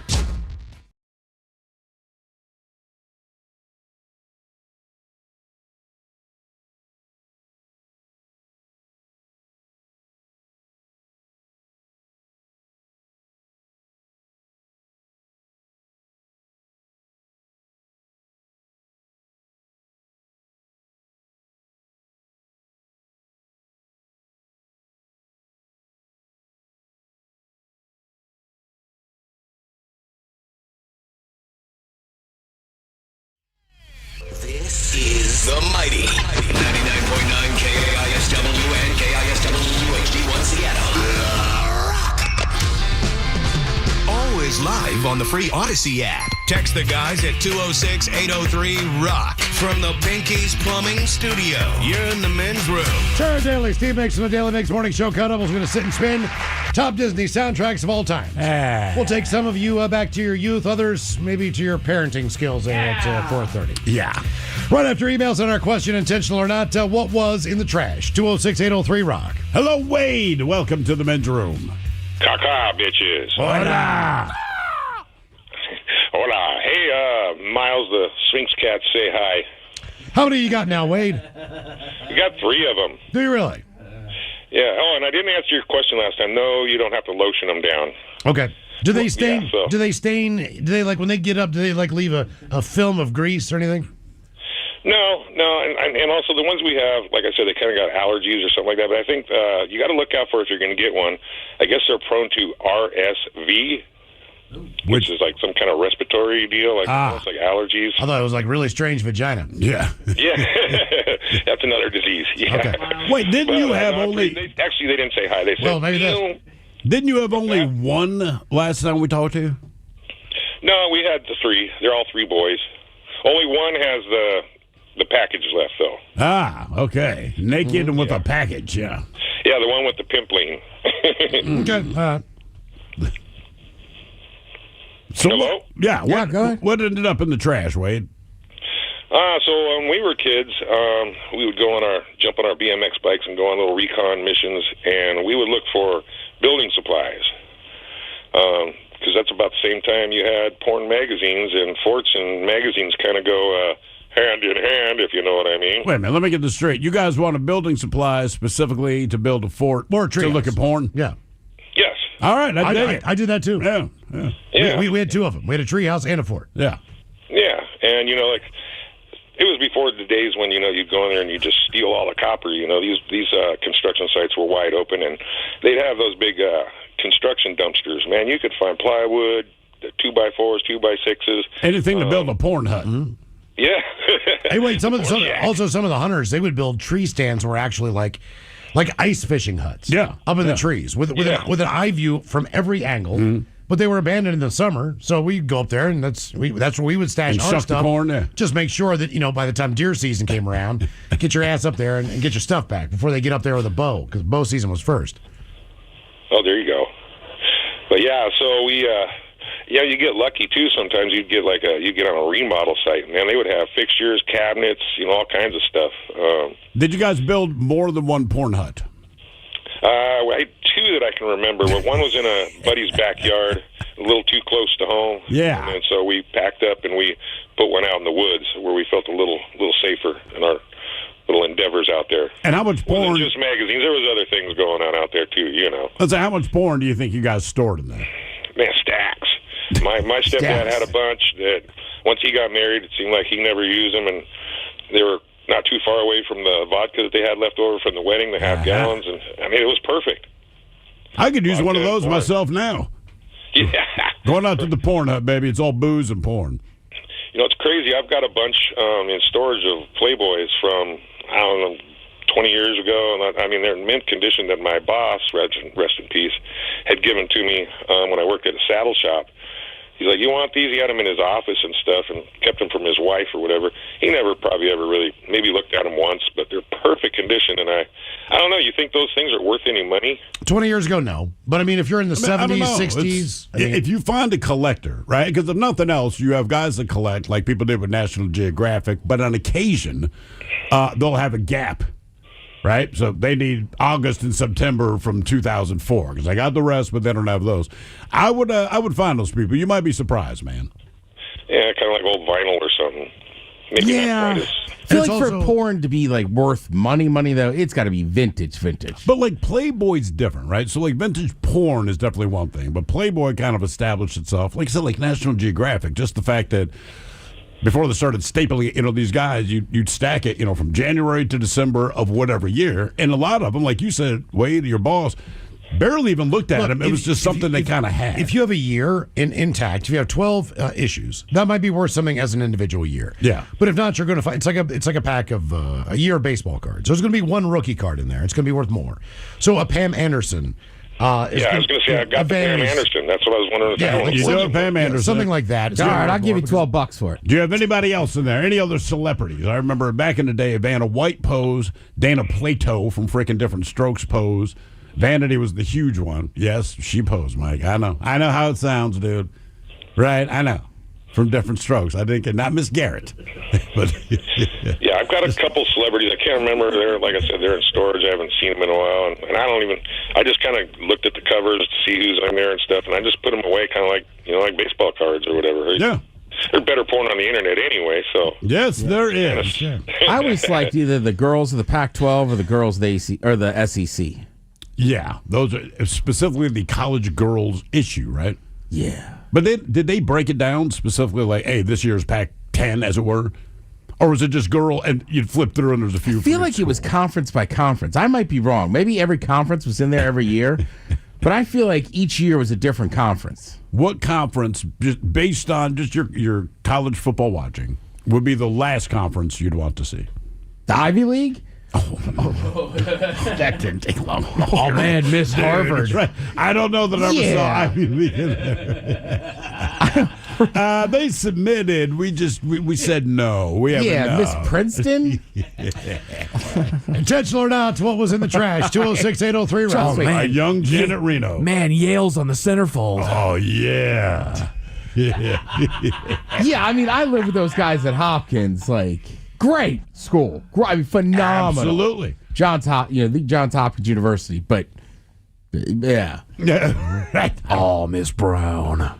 Miss Brown. Well, I feel like all those Ivy League schools have a lesser school full of hot chicks. I'm sure they do. So, like Hopkins, you're not that far from Towson.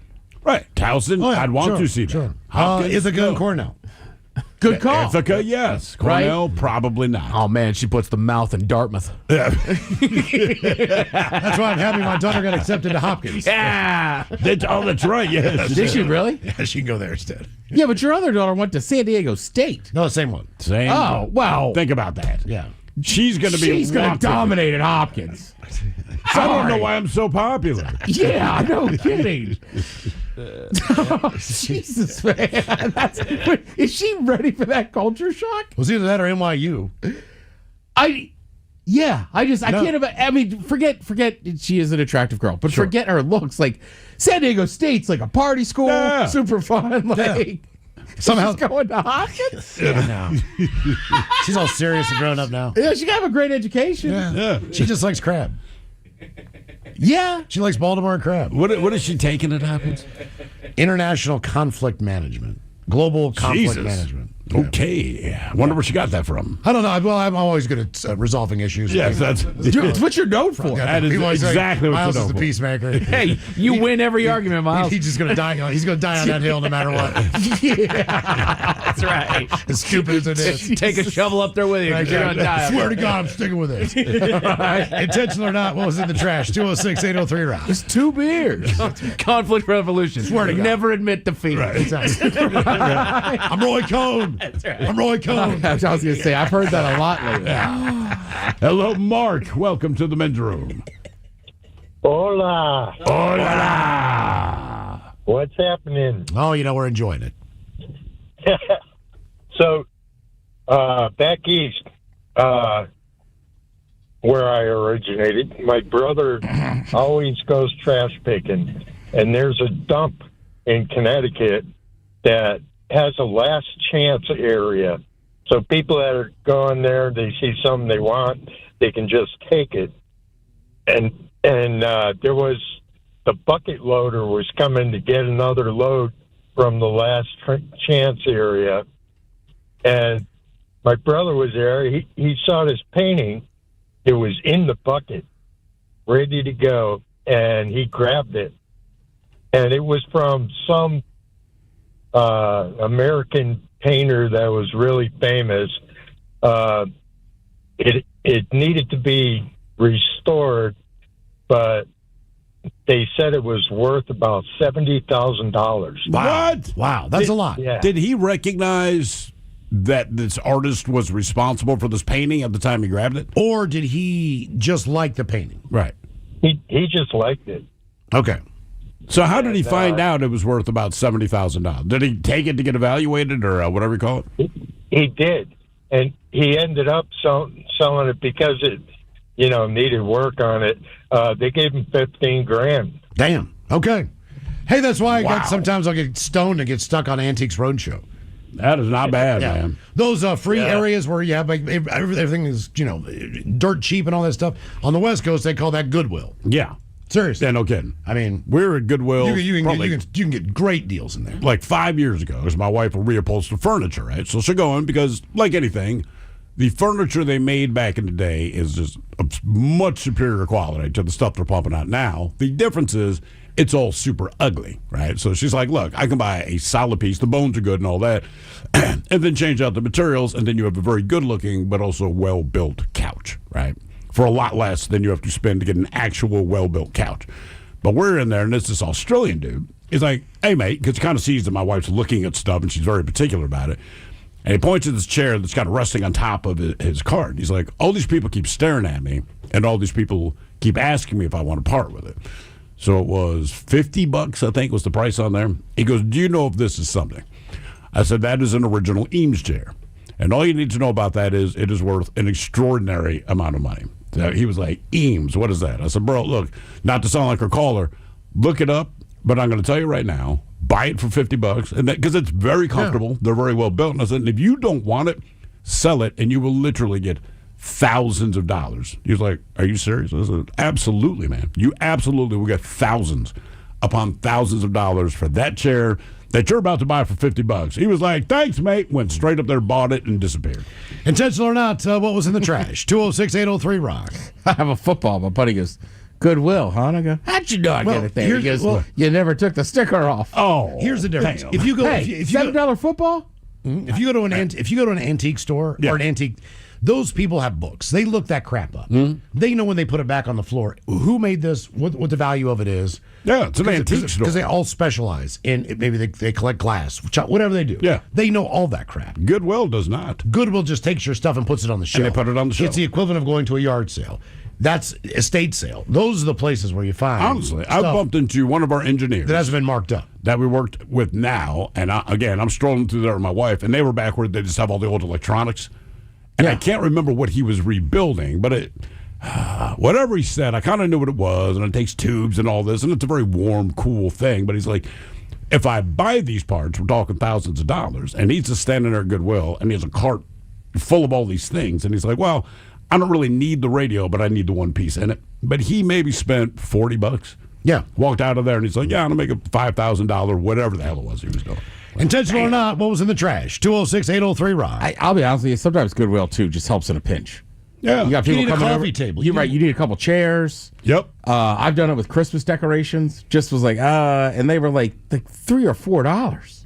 We did it. We were making some piece of furniture. It was like 12 years ago. We're in the garage, and our drill crapped out, and we're about to go to Home Depot. And I'm like, let's go to Goodwill. Sure enough. I mean, like, nothing wrong with the power drill. It's like $2. And it's just a matter of saving the money. And that thing still freaking works. It's awesome. Hello, Ken. Welcome to the men's room. Hello. How you doing? Hola. Doing well, Ken. Thank you. I used to haul scrap metal for a living. And one day my friend and I, we went to a house, that was scheduled to be torn down, and we were pulling any copper wire we could out of it, and found an old boiler out back. We made $13.55 for that load, and we were done for the day. $13? Yeah. Yeah. For a day's work? Yep. And at the end of the day, I'm pumping $13 in the truck to get home, and my friend holds out this gold coin out the window. And I said, yeah, what candy machine did you get that out of? And he taps the side of the truck. He says, it ain't candy. And there was 14 gold coins and 1 platinum plate. What? Yes, in an Irish tartar sauce jar. Naturally. Oh, the best. That's where all people keep their gold coins. Hey, they even forgot they had it. And, yeah. But somebody threw it out in the garbage pile out back, because that's where it was found. Oh, as a general rule, even if you're cleaning out someone's house, if someone has kept an Ivar's container or they have kept a Crown Royal bag, definitely look in it, because there's something in there that'll at least be valuable to you. I've got old McCormick tins where spices used to be in. Yeah. That's a good spot to keep the money away from the kids. Yeah, kids, thieves know. Like, thieves, like, where did you keep a Crown Royal bag? Like, damn it, man, how did you know? Because one of the places, if you want to hide something and you don't want anybody to steal it, they're breaking into your house, put it where all your cleaning supplies are. I was going to say, I'll do that with the kids. Definitely, like, under the sink, all the clean. They don't want any part of that. So they don't even they know where it is. They won't even bother to look. And that's perfect. It used to be I could hide everything just on top shelves. They couldn't see Cinnamon Toast Crunch, you name it. Like, if there's food I wanted that I knew they would like, just put it up top. Now they're tall enough where they can see it. And they're like, Dad, what is so-and-so? I'm like, damn it, man. Now, have you guys gotten to the point where you, in relationships, where you've thrown other things away without that person's knowledge? No, not at all, Miles. So, I'm sure it's been done to me. I've never done it to somebody. I have not done that. At least not intentionally. Right. Okay, so there was this old sewing machine that I'll just say was a part of a family. I might have been married to this person. It was a big old sewing machine that needed to be pretty well put up on kind of a pedal operated. This was beyond electricity. This was a pedal operated, but it needed the mount, it needed the table, and it needed the singer kind of setup for, just to be looped through. This thing weighed, I swear to God, 35 pounds. 30 pounds. I'd lug this thing around from apartment to an apartment to an apartment. Took up as much room as like 2 big toolboxes was the size of this damn thing. Why do you want this? Well, it's in the family. Okay, that's fine. Right, but why do you want it? What are you going to do with it? I don't know what I'm going to do with it, but I want to keep it. Do you know? So is the correct answer to that. Do you know how to sew? No. Do you want me to show you how to thread this? Because I actually do. I'll show you how to thread it, but you need the underneath side of this table. Yeah. The way it sits, the way this thing is mounted. That's where you put your little tiny spools need to go underneath the bottom of this thing. Trying to explain all this. Let's just say that disappeared in one move. Oops. Not sure what happened to it. I don't know if a neighbor lady took it. I don't know what the deal was. But the one thing that I can't stand more than anything in the world is when you leave S around the house, right? So if you have a scrunchie that's got like 9 million hairs in it, that looks like it attacked a spider. Doesn't even have any elasticity left in it. No. But they're ever, like, if I saw those things on the floor, and I knew this person was going to buy another bag of scrunchies, no matter what, because that's what they did. Scrunchies were just like, disposable. I threw all of them away. If I found one laying around, and they magically reappeared the week later, a brand new package, and I knew this. So to me, they were just throwaway items. I'm like, if you're going to leave 9 of these on the floor, I'm throwing these away. But that to me is different. Like, I will throw that stuff away. I'm like, look, if you've made it clear it's also you do someone not else's care stuff. about this thing, it's a scrunch. Like, sorry. Look, man, first of all, why is it on the floor? At what point do you do your hair on the floor? I know you dropped it because there's 40 of them, and you can't pick up any one of them. I will put them all in the trash. Like, if they're that important, put them somewhere where you want them. Right. Like, I don't leave my keys on the floor. You know what? Because I need them. Find a frickin' place for these things, or they go in the trash, no question about it. Might have dated someone who had a sweatshirt habit, all right? Where everywhere they go, they get a sweatshirt. So I couldn't even get into my closet because the entire top What's that like? was filled with sweatshirts, right? Yeah. Now, if the sweatshirt was in the washer or the dryer, No worries. You're wearing the sweatshirt. I get it. This is something you're wearing. The other 40 sweatshirts that took up like 3 different shelves. Every once in a while, I'd reach to the bottom, look at the sweatshirt, and I'm like, Delta Chi Hayride. Gone. I don't know if this is going to disappear or not. I've never even seen you wear this. I just haven't found the right time to wear that yet. You going to wear this at a sorority function? Or one was a fraternity sweatshirt. So I know she just got it from some fraternity guy that she slept with. Yeah. So I'm like, look, I've never seen you wear this. You stole this off of a guy like a doggone Exactly. trophy. You know what I'm going to do? I'm going to steal it and give it to the trash man. There you go. I just want enough room to put my clothes in the closet, too. Which are already under scrutiny, by the way. Exactly. Nonstop. Why do you have this? When do you wear this?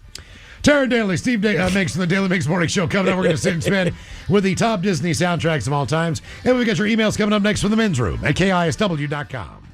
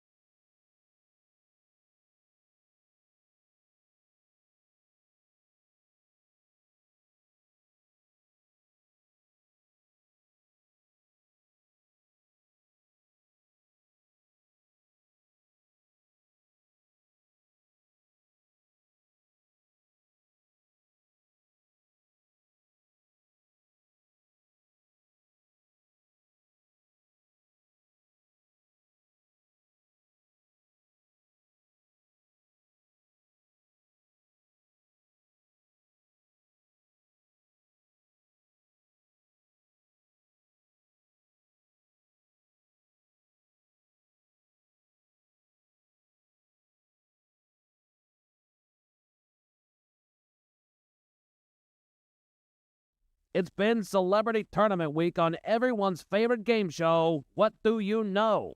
You may have seen last night's broadcast featuring me and my partner Felix here. I look good, man. You look the way you always look, Felix. Well, like I said, I look good. Anyway, we made it all the way to the bonus round, beating our competitors from the other news organizations. Yeah, man, we won almost $10,000 for charity. That we did. In the bonus round, we had a chance to double that money.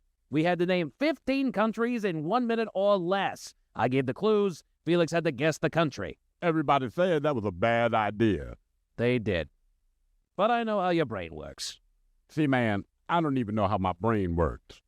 Differently. But it won us another $10,000 for charity. Here's the clip from last night's bonus round on What Do You Know? On Thanksgiving, you eat turkey, but you deep fried it in grease with a side order of chili and served it on your best china for your friend Chad, who carved the turkey with a cutter. But you got food poisoning. How did you get to the bathroom so quickly? I ran. But you had to go to the hospital, so Chad drove you in his electric Camaro. I ride. He drove you to the hospital in his electric car because he was Madagascar? And when you saw how much your medical bill was, you said, Doctor, believe. So instead, you took that money to Las Vegas. To bet. In Vegas, you hit a big jackpot, and the Jamaican guy next to you yells, "Oh, Mom!" You're feeling charitable, so you ask this Jamaican fella if he wants to get drinks, and he says, "Yeah, man." At the end of the night, you get a few prostitutes, but when you wake up the next morning, you discover this on your pubic region. Laos. The United States recognized this kingdom on July the 1st, 1962, when the United Nations ended the trusteeship over Rwanda-Urundi that had been administered by Belgium. Come on, man. That's Burundi. Oh, and there it was. It was fun, man. Hope they have us back next time.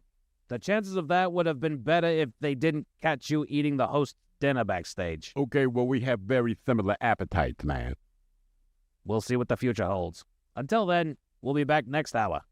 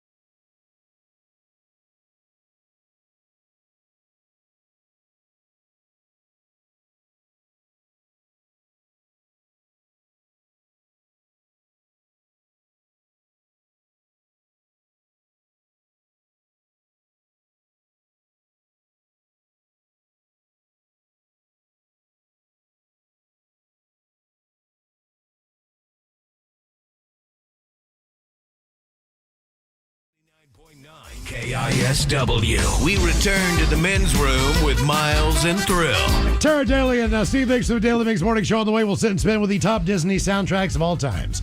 But first time for a few emails from the men's room at KISW.com. You've got mail. You've got mail. Couple from today, Playboy by the conference, it says here. Ted, to Ted's point, the Ivy League schools probably do have the worst pick of girls to pose for the magazine. It's been my experience in years of watching college football. The farther south the school, the hotter the chicks. It used to be tough using the can because I didn't want to miss the parting shot from the camera guy with the sideline shot of the cheerleaders. I'm at that age now when they show the QB's family in the stands, and I'm like, hello, Mom. Yep. Oh, I'm there too, man. Yeah, me too, man. Yeah, of course. I mean, the girlfriends are still cute, but you recognize she's like 21. Yeah, no. Whereas like the moms, I'll tell you what kills me is the Little League World Series. Oh, the moms sitting out there? Well, they're all my age or younger. They're 35. Yeah. I mean, they're 40 years old. Smoke shows. So that's what happened to me when I would go to San Diego State. Because people say, the moms. I bet the chicks down there are hot. I'm like, they're kids. Yeah, right. Wait till you see the moms. I'm just saying. You didn't hear it from me, but I have a reputable source. It says some of the moms at Ole Miss are attractive. Oh, really? That's what I've heard. I believe it. I'll tell you but what. You can't say that out loud. Yeah, and look, I don't like the Ducks, but Oregon does a great job. Their cheer squad. Yes, they do. They have for years. Yeah. What was in the trash? Oh, when I was about 21, 22, I was the assistant manager for Claire's at the Outlet Mall. All right. Now, one thing we had to do from time to time was scan clearance items and see if anything came up a penny. Now, if it did, we had to throw it in a box and toss it in the garbage. Most of the time, I was alone. So when I had to scan for penny items, I'd bring home lots of jewelry, other stuff I thought was cute. Jewelry is a loose term. Or it could fit. I figured they were throwing it away. So it's fair game. Have a great afternoon, gentlemen. That from Alicia. Yeah. I tell you what, that's one of the great things about wherever you work, there's going to be perks on getting free stuff. Grocery stores and restaurants are great for that. You can make a meal and take it home with you every night, right? When you worked in the restaurant? Yeah. I mean, everybody did, man. Pizza, and even if you worked at the fancy restaurant, you would just make it there. Like, I'm not going to make duck at home, but I'm going to make myself a big duck dinner here at work, go home, and I'm full. Yeah. I do. I'm never going to turn down a free T-shirt. I realize this. So I went through a stack of T-shirts that I have, and a lot of them are they're free T-shirts we get from work, from all kinds of companies. I'll wear them once or twice, but I take all those shirts to Goodwill. So I took a load to Goodwill, like 2 garbage bags full of T-shirts. Yeah. Just because people can wear them. That's it. They give them to us. That's the entire idea. Like, put this on someone who would like a T-shirt. You know, so I keep them all. Okay, on to the birthdays brought to you by Men's Room Roasted Red Salsa from San Juan Salsa Company. Dip responsibly. Guys, gentlemen, thank you to the hunks in the men's room who keep me laughing as I'm going home. Not you, Ted. Talking about me, Miles, and Mike. Today is my 53rd year of being a badass, still staying healthy and looking good. How about now hitting the window and Coach Ted talking about the perfect weekday birthday party strategy. That from Carla in Seattle. I know a Carla about that age. It is hot. This might be the one. All right. Weekday strategy. That's a tough one. My first piece of advice would be take tomorrow off. Boom. Boom. But if you didn't do that, I would say you'd have to go out tonight and maybe adjust the party a little bit. Get some good food, have a few cocktails, but you got to be careful. We're at that age where you have that 4th or 5th. You're not hammered, but you feel like crap the next day. Yep. 2 to 3 is the sweet spot, but it's hard to stay there. I don't know, maybe smoke some herb. Smoke it. You won't have as much of a hangover. The weekday party's tough. It is tough, man, but you're right. Like, in that case, treat it more as I'm going to have a great dinner. Yes. So it's full, that way the cocktails are a little heavier. You slow down. You're right, man. And if you go heavy early and then go to bed early. Yeah, there's that too. I mean, you can. I don't know. The older I get, and I hate saying it just sucks to drink during the week. Go 1 for 1 alcohol water. I disagree with that, but I hear what you're saying. To each their own. I mean, that's just me. I like the week. I mean, Monday Night Football, you think for a minute I didn't have a beer last night? I took down a lot of beers last night. A lot more at the end of the I should game. have just chugged a gallon of whiskey or something to kill the pain. Well, Mike went to a concert. Yeah. He probably had a couple pops. Oh, you did go to the Jonas Brothers? I went to Jonas Brothers. My wife asked me, did Mike go to the Jonas Brothers? I said, when? And she goes, they played last night. I'm like, where? I had no idea, right? Why do you think my wife was here? I didn't know. So I just said, look. Well, she pointed out, because his wife's a huge Jonas Brothers fan. I said, baby, if So they is played Mike. in Seattle, I guarantee you he went, because he has no choice in this. That's right. No, he likes them just as much, Thrill. I do. You're rocking the shirt yesterday. I'm obsessed. Yeah, the Paul shirt. I got the VIP dinner experience. No kidding, you did, dude. Liquor and Horse. Gentlemen, it's my friend's 56th birthday today. I've known him since the 3rd grade and want to wish him a fantastic birthday. So, can I get a fish sandwich medley? The Dirty German's telling my friend how lucky he is to be divorced. And all of you guys talking all over each other about your favorite football team. He's a diehard Seahawks fan. Thanks, guys. That from Tom. Can I get A fillet of fish sandwich. So you know I got I'll have a fish sandwich. Oh, brother, can I have a fish sandwich? Do I get fish sandwich? Put the cheese and the tartar on the side. I want a fish sandwich. Is it too early for a fish sandwich? Cheese and tartar on the side. Ooh, yeah. I smell the fish sandwich. Maybe some dinner relish in the morning. At noon and at night. Can I buy you a fish sandwich? Though you don't want a fish sandwich? Yeah, you want to know that you're lucky that you're divorced. You worried to know that all of your money is your own and also you can line up all the women you want. Although, just because you want a lot of women does not mean a lot of women want you. Yeah, but anything's better than that same old dirty hand. Favorite football team? Let me tell you about my favorite football team. They suck. I'll just stick with the NFL. I'll go with Garbage. When Michael McDonald left, for a lot of years, the Ravens team They Still got a little bit longer. All right, guys, here you go.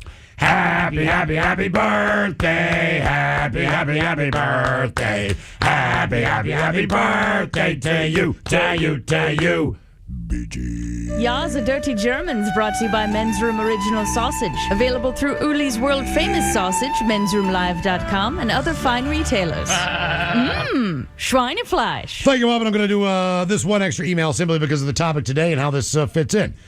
And it really has nothing to do with today's episode. But it says, fellas, listening back to the now legendary episode from last week about poop stories and your callers bothering some poor BC man. Thrill and Ted started talking about garbage chutes and how glorious they are. Yeah. Awesome. So I used to know a very, very, very wealthy woman who purchased a rooftop penthouse in Bellevue with her husband years ago. At the time, it was the tallest residential building in the Western Hemisphere. Dang. They often would have guests over and show them the almost 10,000 square foot space and the sweeping views. I was probably 19 or 20 at the time, and at some point, she very excitedly grabbed my arm and said she wanted to show me something. She said it was her favorite thing in the house. I thought it would be her massive shoe collection, or the kitchen, or the entertainment center. Instead, she grabbed a bag of garbage and took me to the elevator, opened a chute, told me to listen closely, and threw that bag down. It had to be 6 or more seconds before we heard the thud, 43 floors below, and she began to dance in glee. She'd grown up in a trailer in Yakima before. Okay. All right. She and her husband met and built their empire, and I guess it's fair to say she stayed pretty humble and never forgot to enjoy the little things. Rock on, guys. That from Jonathan. I totally agree. Oh, yeah. Dude, that's awesome. I mean, you do. When you throw trash down the chute, you just wait for the thud. I know you had that in Belltown. Yeah, you never just close the door. You wait for that thud. And it's, I don't know why it's so weirdly satisfying. You're like, yes. Well, it depends on what you throw down it, too. Like a light bulb was always fun. Oh, yeah. You hear it shatter. Did you just do individual things like that? If it was something I wanted to hear, like say you had an avocado that's got way too soft. All right. You want to hear that splat. It's so stupid. It's so entertaining. It is. You're right. I don't mind. But even with that lady, no, I she get got this I giant totally get place. it. And She's a millionaire. Like, nah, dude, this. You can see like is it. Washington. I don't care. You know. All right, coming at 5:08, we'll drink a toast with a shot of the day. But first. Yes, friends, it's time once again for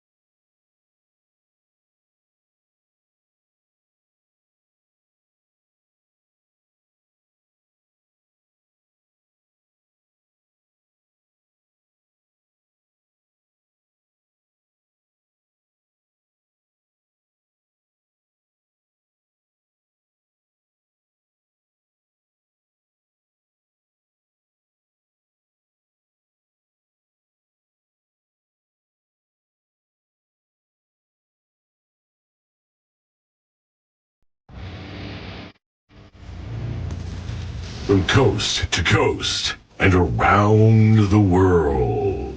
If it's not important, you'll hear it here. Exclusively on Inaction News. Here now are Stone Ledbetter and Felix Foxworthy. The award-winning news team at Inaction News anchors Stone Ledbetter and Felix Foxworthy. Who are they? Where are they from? As Inaction News moves its global operations to Seattle and broadcasts exclusively on the KISW channel, we gained unprecedented access to Find Out.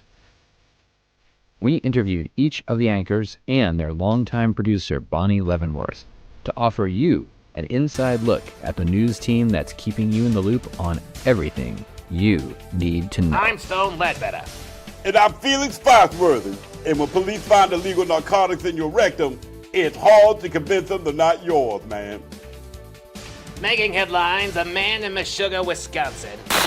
How did these two come to be the powerhouse anchors we know now? Felix and I have been working together for many years now. When Inaction News debuted, my original co-anchor was the wonderful Eileen Candycoat. Until she died in that tragic horse carriage accident. I told her not to take the freeway. Yeah, before I started working with my man Stone, I was working in sports broadcasting, man. You were a sportscaster? Yeah. I used to do play-by-play of my nephew's pickup basketball games over a police scanner. I've always had a police scanner in my office to listen for any breaking news locally.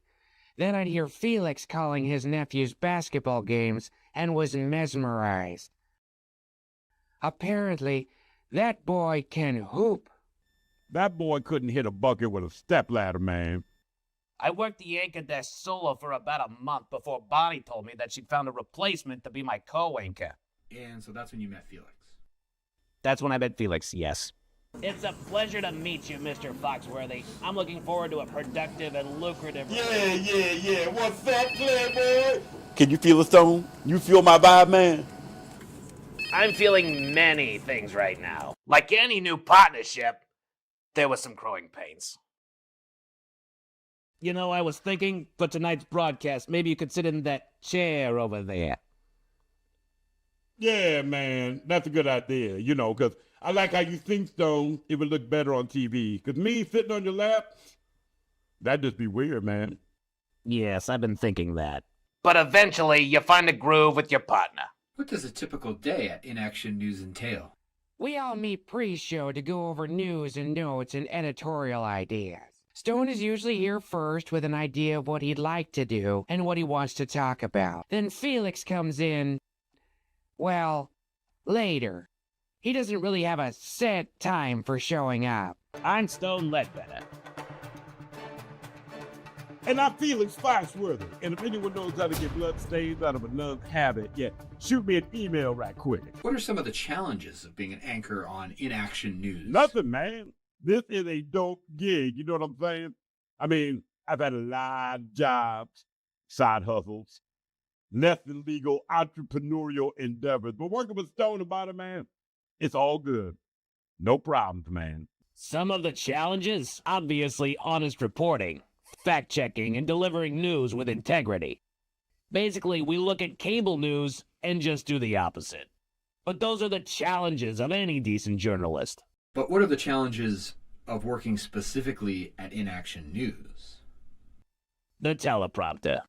Oh, gosh. Our teleprompter doesn't always work smoothly. Or at all. A dry cleaner lost circulation in his finger after he spent 3 hours with it stuck in a tight butt. Buttonhole in his business. Bonnie! A man was excited for his family to eat his Thanksgiving turd. Turducken! Bonnie! It happens more often than it should. It don't happen enough, man. But when the teleprompter does work, I like to add a little something. See if Stone will notice. Officials at the CDC are celebrating their breakthrough. They developed an effective vaccine against Saturday Night Fever. Yes! Felix! Yeah, that makes Stone crazy, man. Make him crazy. It makes me crazy. But Felix is going to be Felix, for better or worse. And what does Felix bring to Inaction News? Felix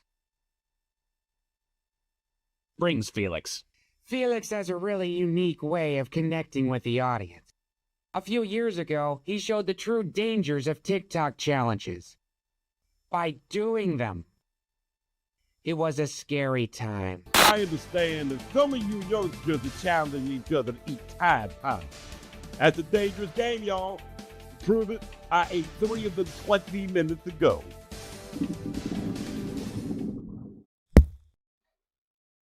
Medic. The latest TikTok challenge is the Benadryl challenge where y'all kids guzzle Benadryl to see if you can hallucinate. That's dangerous, and to prove it, I just drank a bottle 15 minutes ago. I see flying goats. Medic! So, I hear the latest TikTok challenge. Medic! Like I said, a scary time.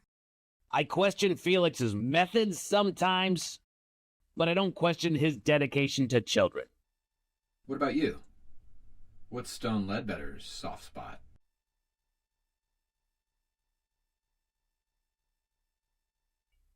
Animals. Man, Stone and the damn animals, man. Listen, I don't mind animals that are pets. I do not mind animals that are food. But the rest of them, man. You're not a fan of animals. They make me uncomfortable. Stone likes to bring them in the studio all the damn time, man. Big ones, small ones, domestic ones, man. Wild one, 2-legged animals, 4-legged animals, sorry-ass 3-legged animals, man. 6-legged animals, 8-legged animals, legless animals, man. Legless? Like snakes? Yeah, man, snakes. You don't like snakes. No, I do not like snakes, man. And this little fella is a highly venomous resident at the local zoo. Isn't he just adorable? And deadly. Deadly and adorable. And this leggy little fella is on the loan from Australia. Did you know that there are 25 million tons of spiders on Earth at any given moment?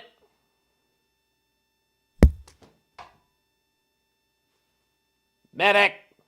I've always been a crusader for animals and animal rights, and I like to take advantage of my platform to inform our viewers of the vast diversity of animals on our planet. You know, Stone has never brought an animal into the studio that I didn't have a recipe for. Is that weird? Yes. I think it's very weird that Bonnie has recipes for every animal that I've ever brought into the studio. Who has a recipe for gorilla empanadas? Oh, I've only ever made gorilla empanadas twice. Once with my grandmother when she was still alive, and then once about a year ago. But it wasn't the same. My grandmother's gorilla empanada recipe died with her. That and her recipe for platypus dumpling. Yeah. Bonnie kind of scary, man. I wouldn't call Bonnie scary. Well, not to her face, 'cause she's kind of scary. But she's a good friend. The best producer I have ever worked with, and I trust her with my life. Trust is at the heart of the team here at Inaction News. They're very different people and bring different skill sets, but their trust in one another resonates and allows this team to deliver the news as no one else can. For Felix Foxworthy, Bonnie Leavenworth, and all of us here at Inaction News, I'm Stone Ledbetter, wishing you and yours a good evening and a better.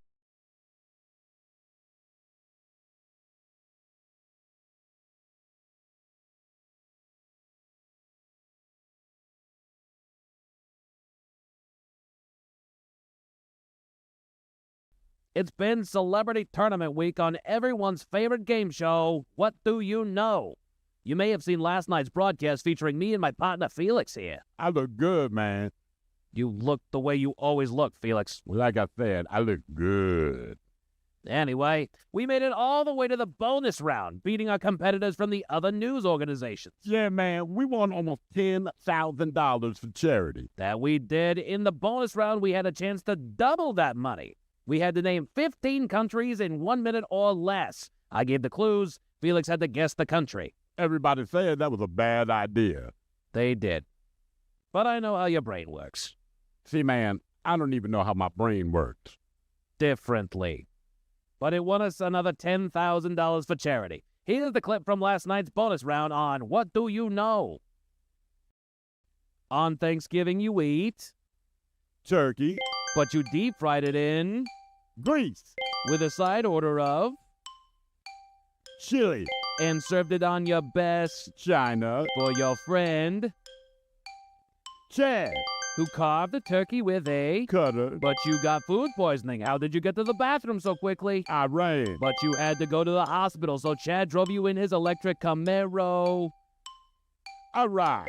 He drove you to the hospital in his electric car because he was Madagascar? And when you saw how much your medical bill was, you said, Doctor, believe. So instead, you took that money to Las Vegas.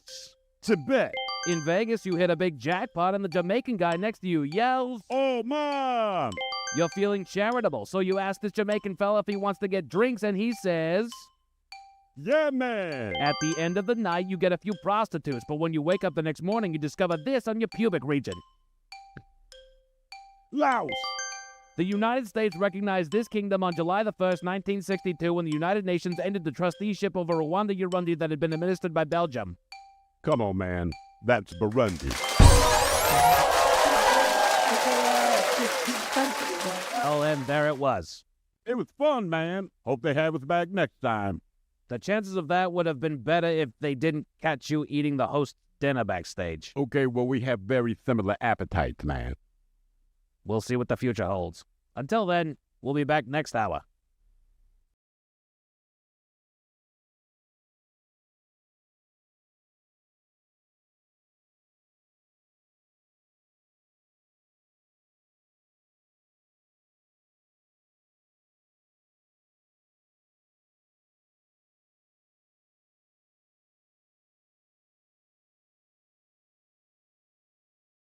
And we do have your headlines on the way at 5:50. But first, quick check on Mike Hogg. Some of the stories and headlines he is not working on. Well, thank you, Miles. Modelo has officially been dethroned as the top-selling beer in the United States. I know what it is. Do you guys know? Do you guys know what it is? Yeah. No. Throw any guesses what the top-selling beer in the United States might be. Something light and watery. You're correct. Like the lightest and wateriest of them all. Ultra. Modelo. Oh, sorry, Michelob Ultra. It is Michelob you Ultra. nailed it. All right. Sorry, I got screwed up because Modelo's on there. It's another M1. My bad, Ted. Don't look at me like that. Well, the way you set it up, you're like, no, it's Modelo. Modelo won. It beat itself. I still want to see what the top 10 are. So they released that, but we don't know what the other 9 are. So Modelo's on there. Corona's still on there. I'm sure Coors Light. I mean, Bud I was Light. always a Miller Lite guy. I still love Miller Lite, but I drink a lot of Ultra. Yeah. Yeah. They go down easy. They do. I mean, And that can's skinny, so it makes me skinny. There you go. Everybody knows that. Just like Corona Light. Skinny can, skinny you. Yeah, skinny can, skinny guy. I would be shocked if Busch Light is up there, based on the Southeast.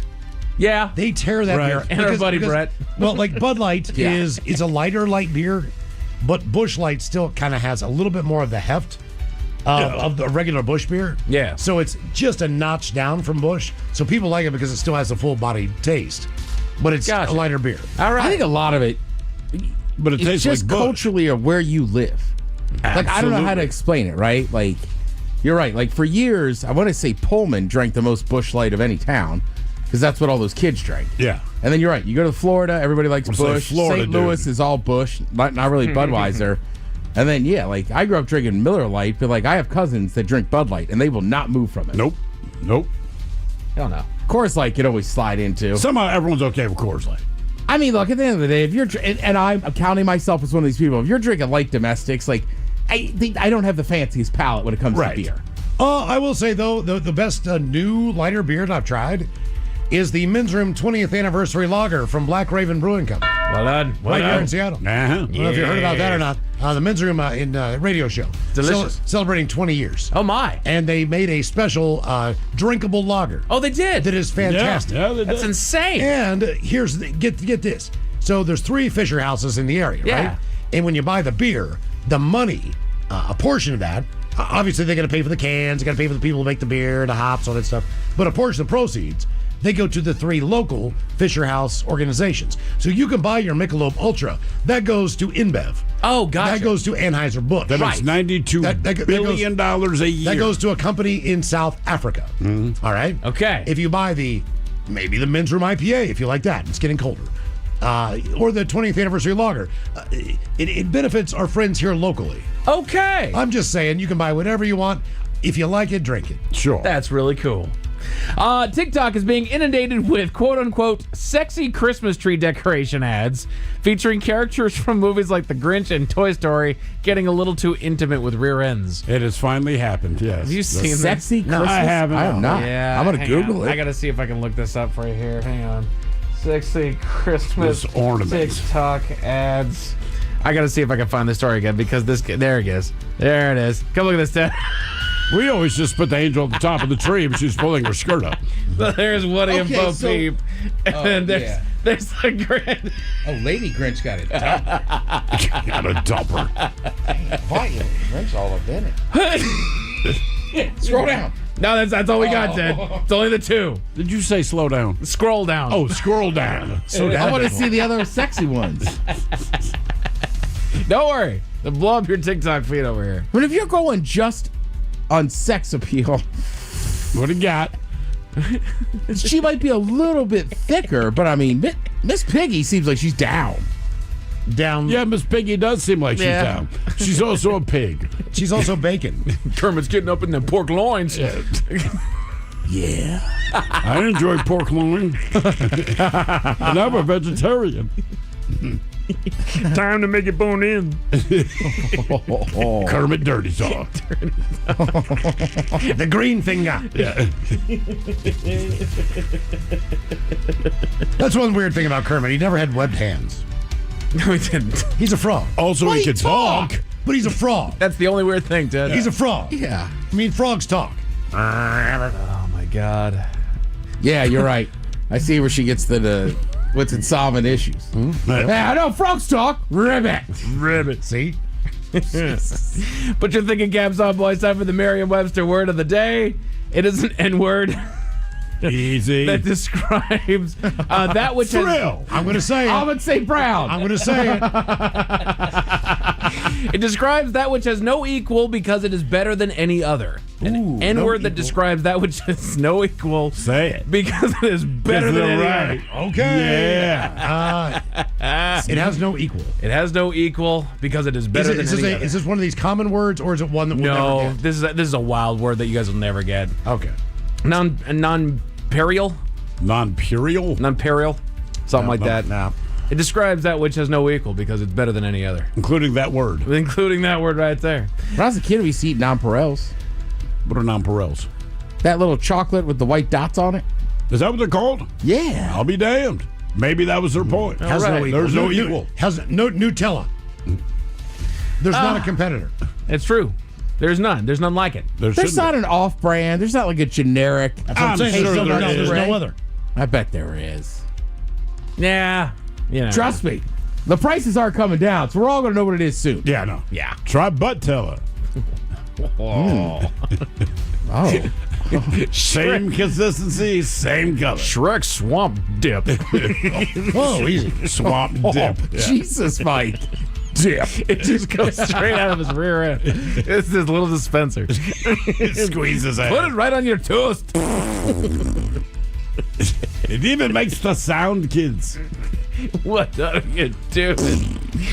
There's an artificial plant that purifies radioactive soil using nothing but sunlight. I found one just called Nutmaster.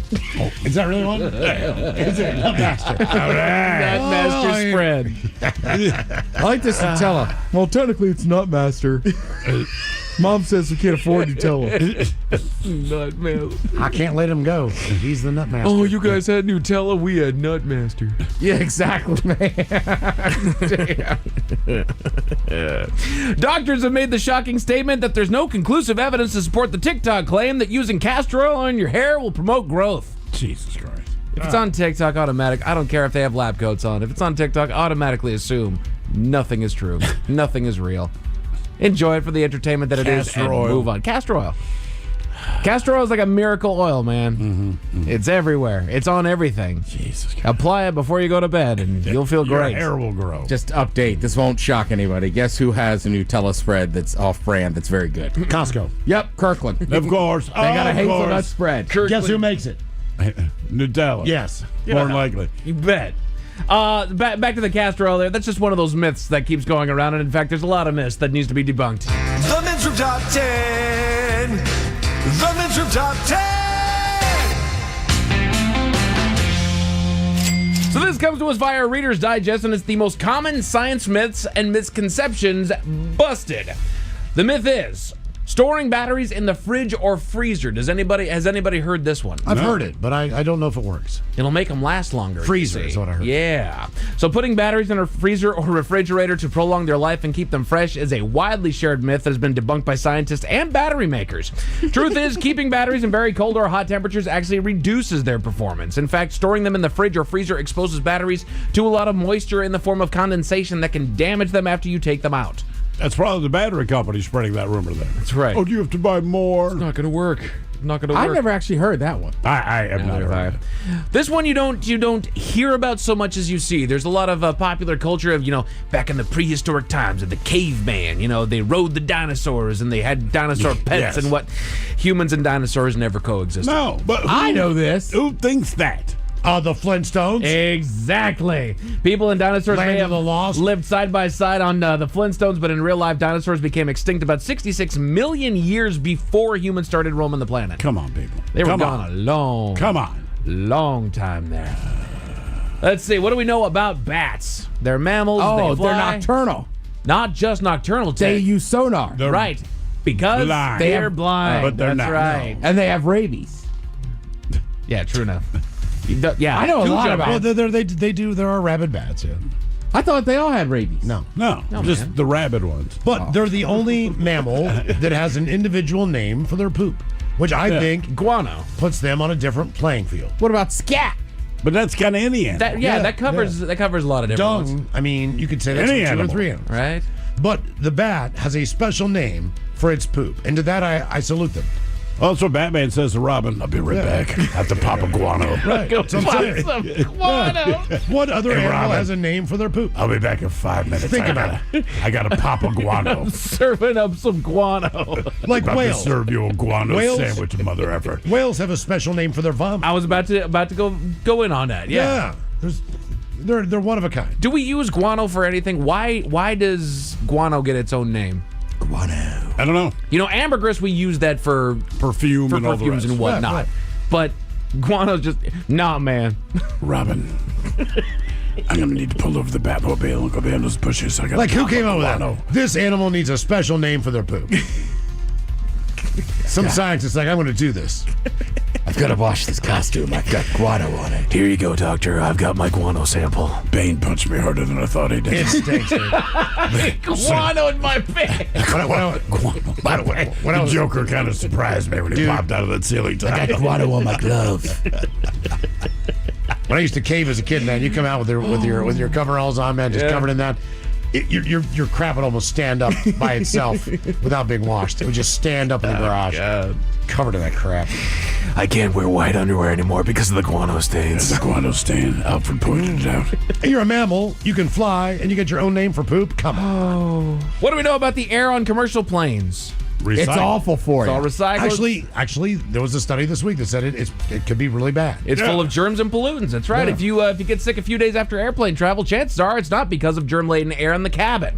That's because most commercial airplanes use high-efficiency particulate air (HEPA) filters in the recirculated airflow, which removes 99.97% of particulate material.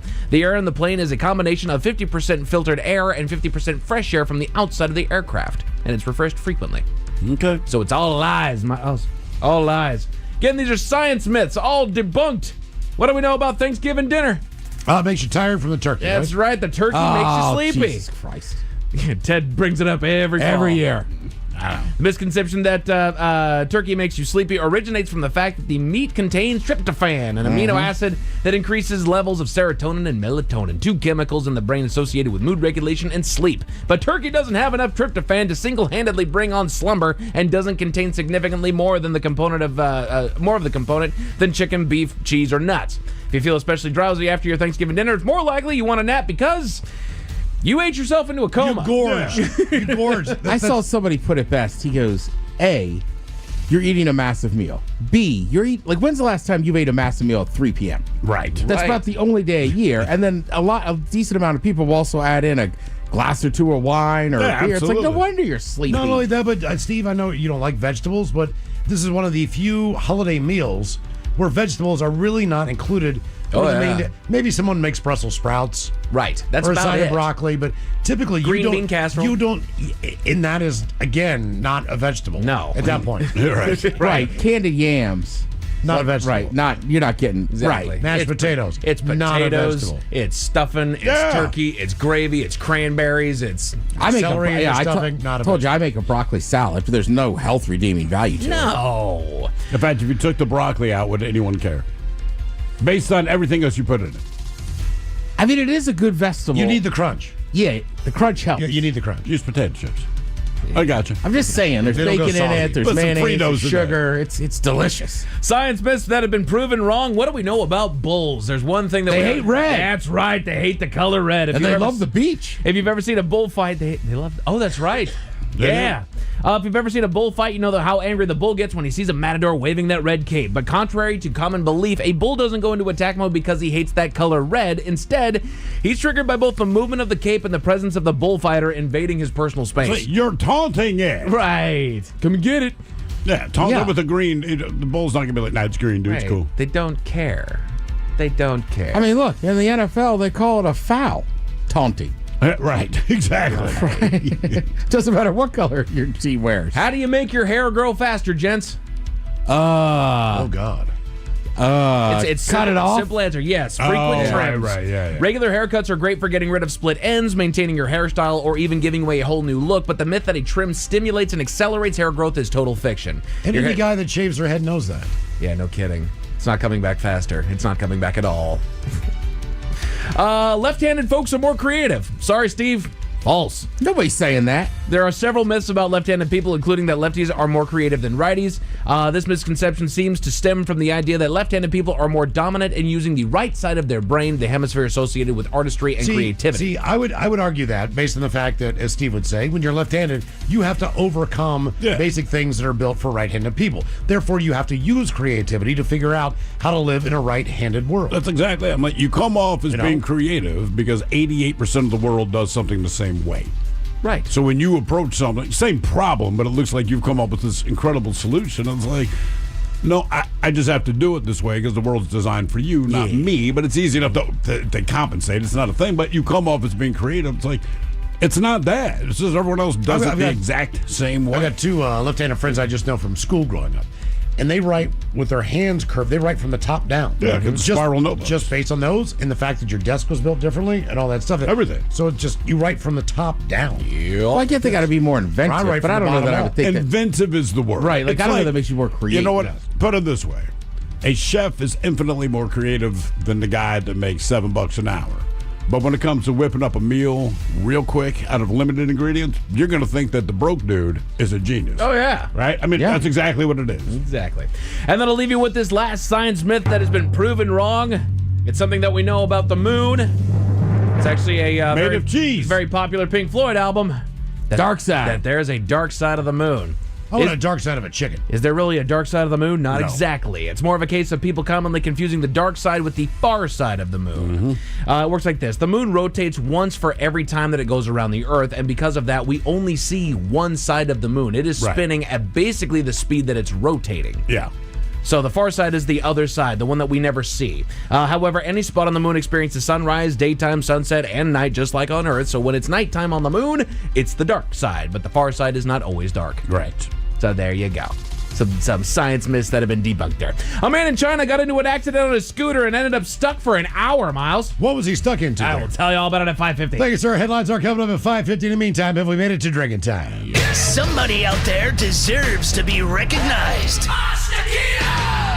And the men's room knows just who it is. So to you, we say, bottoms up, sailor. You're the toast of our shot of the day. Drink time it is, and as usual, we head to the drink desk and Steve Thrillhill to find out who we're toasting. Yes, indeed. And today we toast fans of country star Casey Musgraves in Nashville, Tennessee. Okay. All right. So the 2,300-seat Ryman Auditorium, they were selling tickets for what they believe to be an intimate performance with Casey. Obviously, she can sell out an arena. Yes, this she is can. 2,300 seats. And as you would imagine, they sold out. They say groups of fans in, quote, cute concert outfits, they showed up, only to find out that they'd been mistaken. They were not misled, but they were mistaken. You see, Casey was not performing at the Ryman Auditorium. They were taping an episode of Sing for Science, which is a podcast. And that particular podcast is about mushrooms. And then this particular episode focused on how psychedelic experiences helped shape Casey's music. She was not there. They were just going to talk about. She wasn't even on the panel? No, it was literally just, hey, we're in Nashville. We're taping our podcast, which is about mushrooms. We know in Nashville you like Casey Musgraves. Casey Musgraves has admitted that the psychedelic experience has informed her songwriting. That's what we're going to talk about. Needless to say, people were disappointed. They thought it was a straight-up concert. I would be too. Could not believe how cheap the tickets were. Unless they're giving out mushrooms. Well, I mean, they never said she's playing. Never said she was performing. Someone just heard, ooh, Casey Musgraves. Let's go, man. Yeah, it's a podcast about mushrooms. Okay. And most people walked out. So we poured this booze, and we drink this booze because we think it's yummy. Yummy! So over the tongue and down the throat to party in our tummies. Down the hola, bichola. All right, let's get a contestant on the line for Profile This now, 206-803-ROCK. Profile This is next. All right, I'll admit it, I can be an aggressive driver at times.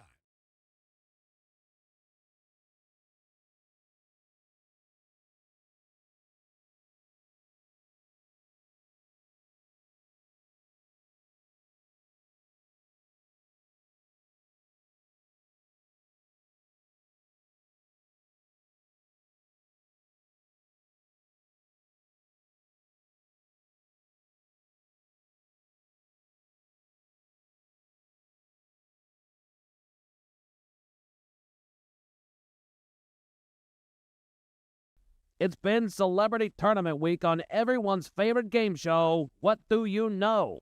You may have seen last night's broadcast featuring me and my partner Felix here. I look good, man. You look the way you always look, Felix. Well, like I said, I look good. Anyway, we made it all the way to the bonus round, beating our competitors from the other news organizations. Yeah, man, we won almost $10,000 for charity. That we did. In the bonus round, we had a chance to double that money. We had to name 15 countries in 1 minute or less. I gave the clues. Felix had to guess the country. Everybody said that was a bad idea. They did. But I know how your brain works. See, man, I don't even know how my brain works. Differently. But it won us another $10,000 for charity. Here's the clip from last night's bonus round on What Do You Know?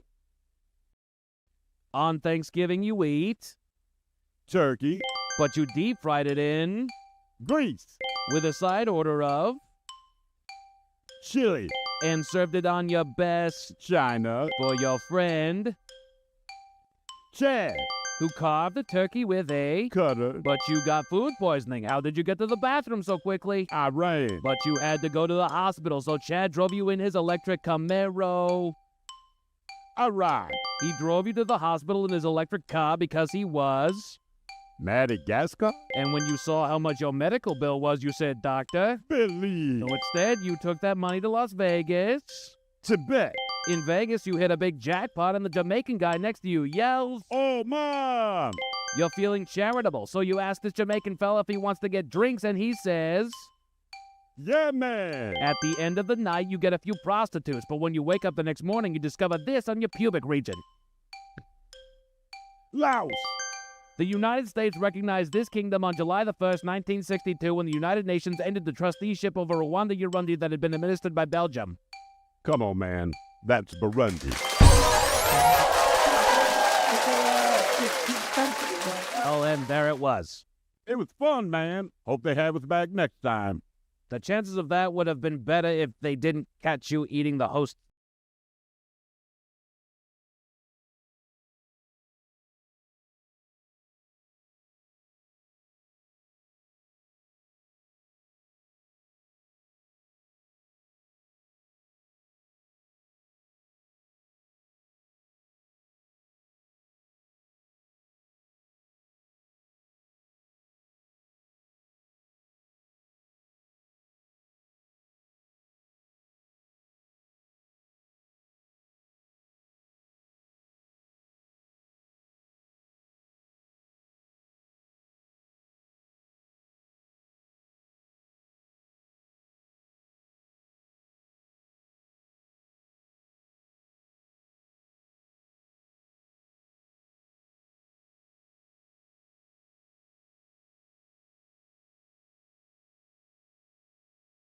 TV Time with Ted brought to you by Xfinity. Give them a call, 1-800-XFINITY.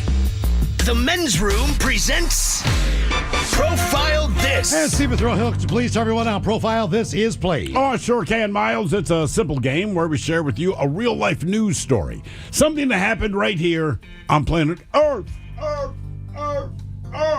Earth. And as you listen to the story, based on the stereotypes you believe to be true of people and the decisions that people make, we'll ask you what it is you think makes the story a story. Hello, Roberto. Welcome to the Men's Room. Hola. Hola. Hello, the juggler. How's it going? Doing great, man. All right, Roberto, you understand how this here game is played, yeah? Yes, sir. Fantastic. You have a choice of one of three stories today. We offer you the wonderful world of drugs. We have interior decorating, where you guess the foreign object that ended up on the inside of someone. And finally today, license to spill, where you guess the substance responsible for creating the mess. License to spill.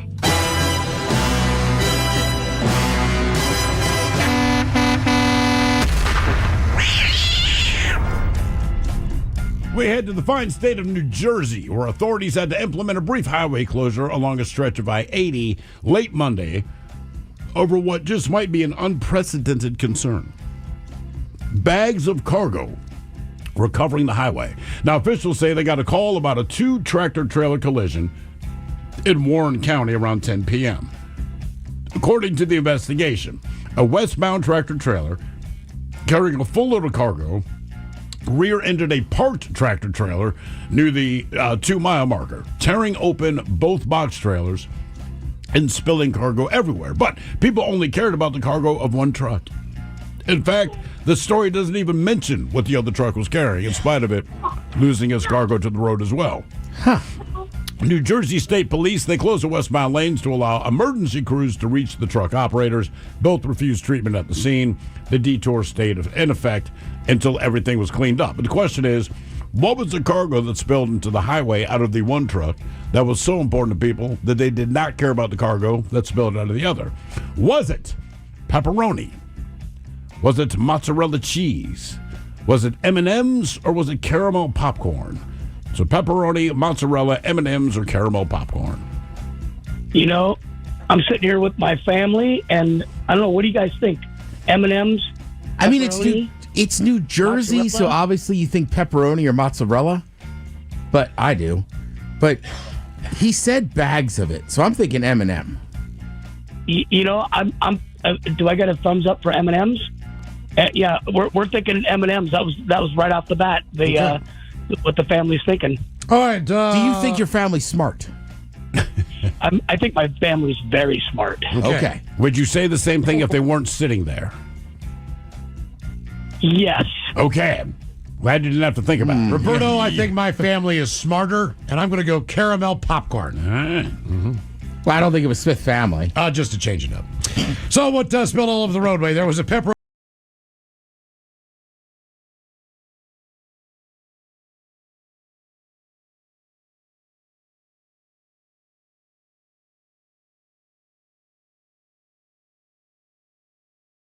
Century rolls on. You're listening to the Men's Room with Miles and Thrill. 99.9 KISW. Category is a license to spill out profile. This is in New Jersey. A highway had to close down as bags of cargo were covering the highway after a crash with another truck.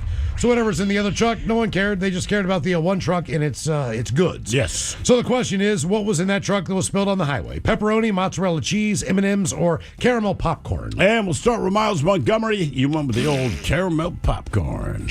It was in not Chicago. It would have been true. Well, that's the Chicago mix. D. Ted Smith and Roberto with the Smart Family. You guys all colluded and said M&M's. M&M's. And you are correct. Oh, the Smart Family wins.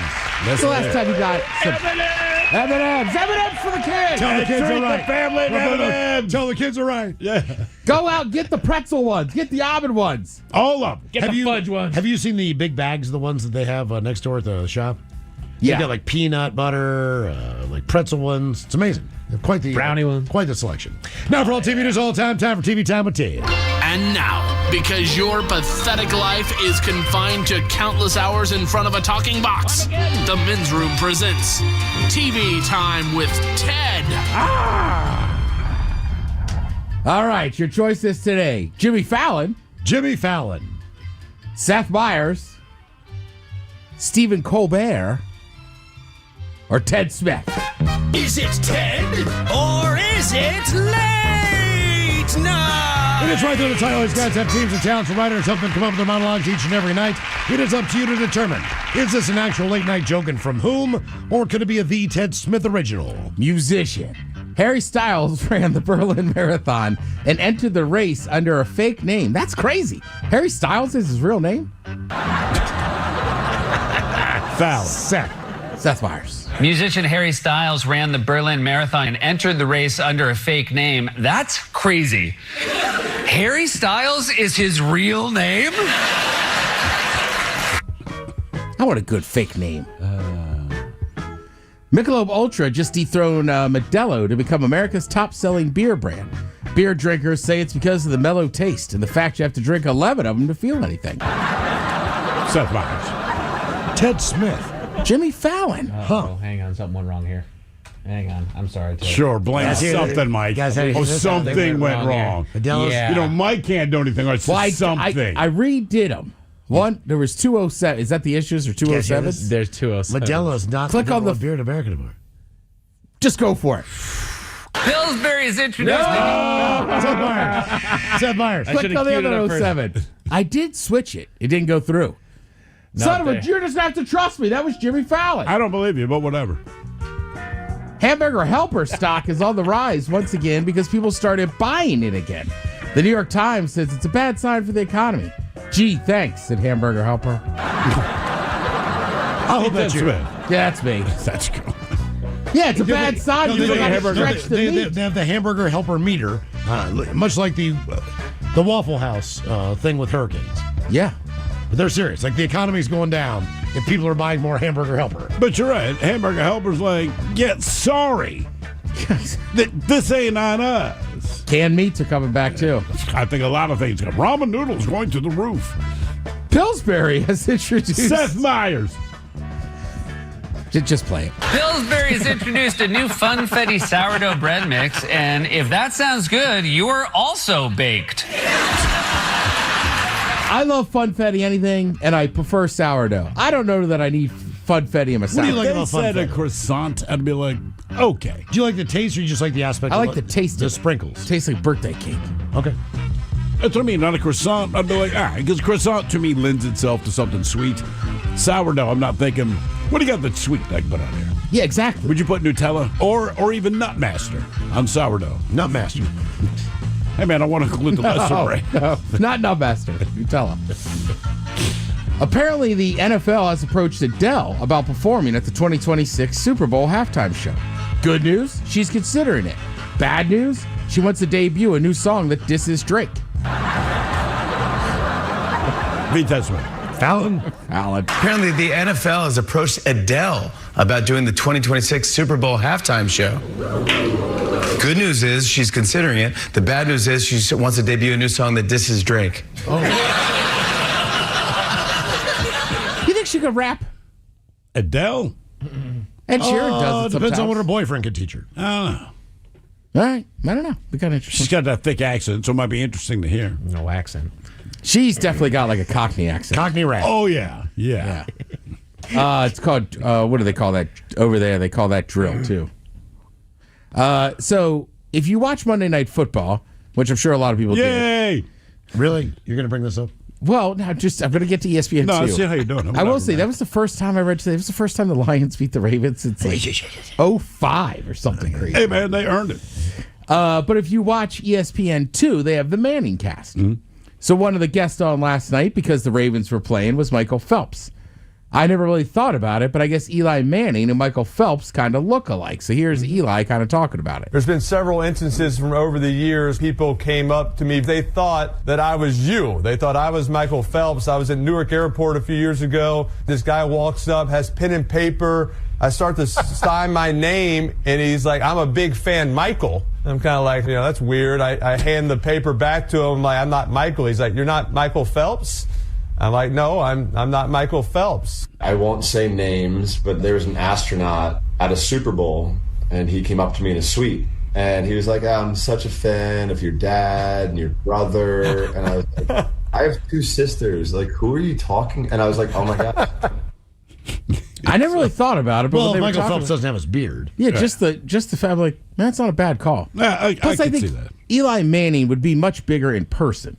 Like sometimes he looked smaller because he's on an NFL field. But if you met him in person, you'd be like, God damn. He's 6'2", 6'3", probably. I mean, I think Peyton's bigger. But. Yeah, maybe you guys wouldn't. I'd be like, God damn. God damn, Eli, you big. Well, Michael Phelps is 6'4". He's a big dude, too, yeah. I think so, yeah. I don't know. built. You know what? Let's talk about this a little bit. I have a weird list here of the raunchiest jokes in TV and movies. Okay. All right. So I'll give you guys, well, first on the list they have American Pie. So that's just the With the physical pie? No, which seems kind of crazy. It's the one time at band camp. Oh, yeah. Because she's always talking about band camp. One time at at band camp, and no one wants to listen. Right. Until the end of the stuff. movie. Then it's Right. like, what? Right, and the flute disappears. Miles, it would make you want to play a flute. Okay. Zach and Mary make a porno. You Mike remembers this movie. They were doing something a little out of the ordinary. All right. And the cameraman God. Yeah, got, as they say, a nasty surprise. Oh, okay. There was because they hired an actual porn star, and she wouldn't do that because that's always the result. And there's a camera guy literally from the ground. And when the That's why scene you is do the glass bottom boat, man. You got to get underneath that glass coffee table. when the scene is done, he gets coated. Yeah. Yeah. Awful. It's disgusting. All right, Ace Ventura 2, When Nature Calls. We've been bringing it up all day with Guano. So this is one of the raunchiest jokes in TV and movies. Have you guys seen Ace Ventura 2, When Nature Calls? Not recently, but yeah. Is this the thing with the rhino? Yes!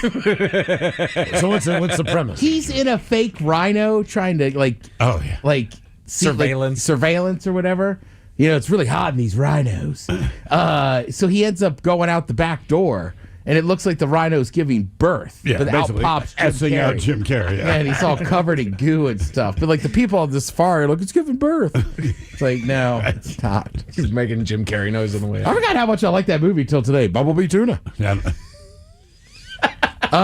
Ghostbusters. He slimed me. No, I didn't remember this one. Did you guys know? This says the original Ghostbusters. Dan Aykroyd got a mouth hug from a ghost. No. Oh, hang on. I That's why you kind don't of sleep with remember your mouth this. open. Well, no, that's a ghost making you give. I know. Oh, That's right. I do vaguely remember a ghost hooking up Dan Aykroyd. yeah.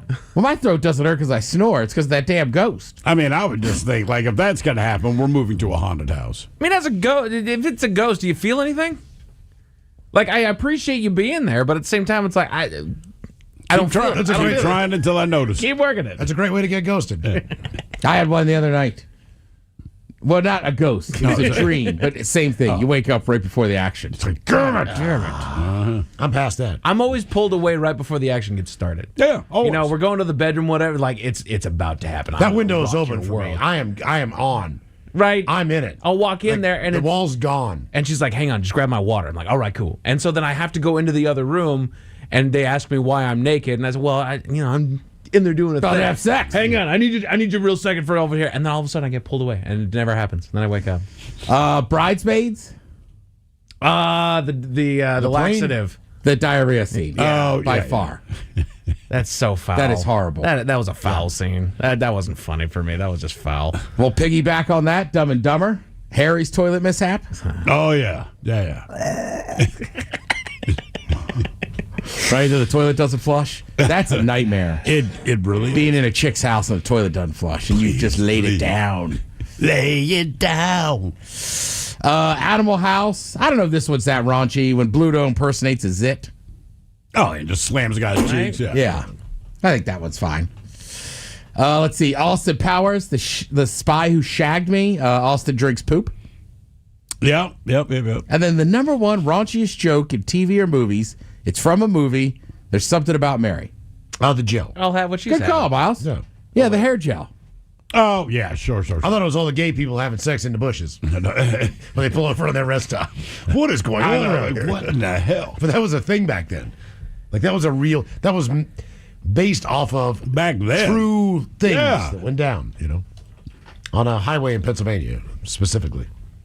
I don't think that was just a highway in Pennsylvania, and I'm with Thrill. I think there's still illicit stuff happening. I suspect there is, yes. I mean, I've been tired driving home. Like, the last place I want to stop is a rest area. Yeah, no kidding. You know what I mean? You got to stop at a rest area to pee. You got to go, especially if it's nighttime. That just seems creepy, and anything could happen there.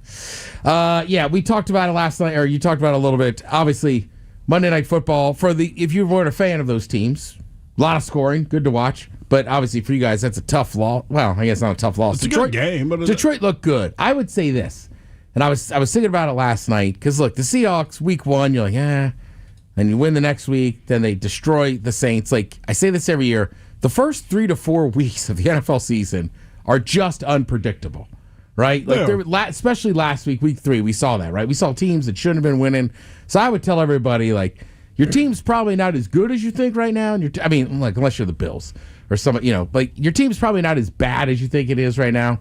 So I'm just like, everybody just kind of stay in that mindset, right? Like, you got to, once you get through October, then you kind of know who teams are and who's going to be good, who's going to. Well, look, man, I don't worry about the Ravens offense. I think what's his face, King Henry, he'll get over his fumbleitis, or he won't. When they're detriment, bench him. But also the defense.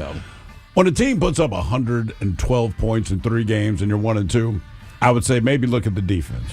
When a team drives 98.5 and 96 yards on your ass, and the defense is an issue. Michael McDonald was a huge loss for the Ravens. I don't know that I've ever been more excited to watch 1-2 teams this weekend than the Chiefs and the Ravens.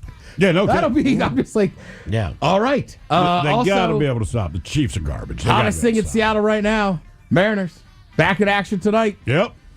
I don't want to talk about it too much because I don't want to jinx it. But I'm not saying a thing. Go Yankees! How about that? Yeah, how about that? Something. Go Yankees! Yeah, I've never said that before. Judge. Yeah, eat your hummus, kids. Thank you, Tim. We appreciate it. You're listening to the Men's Room. Here's your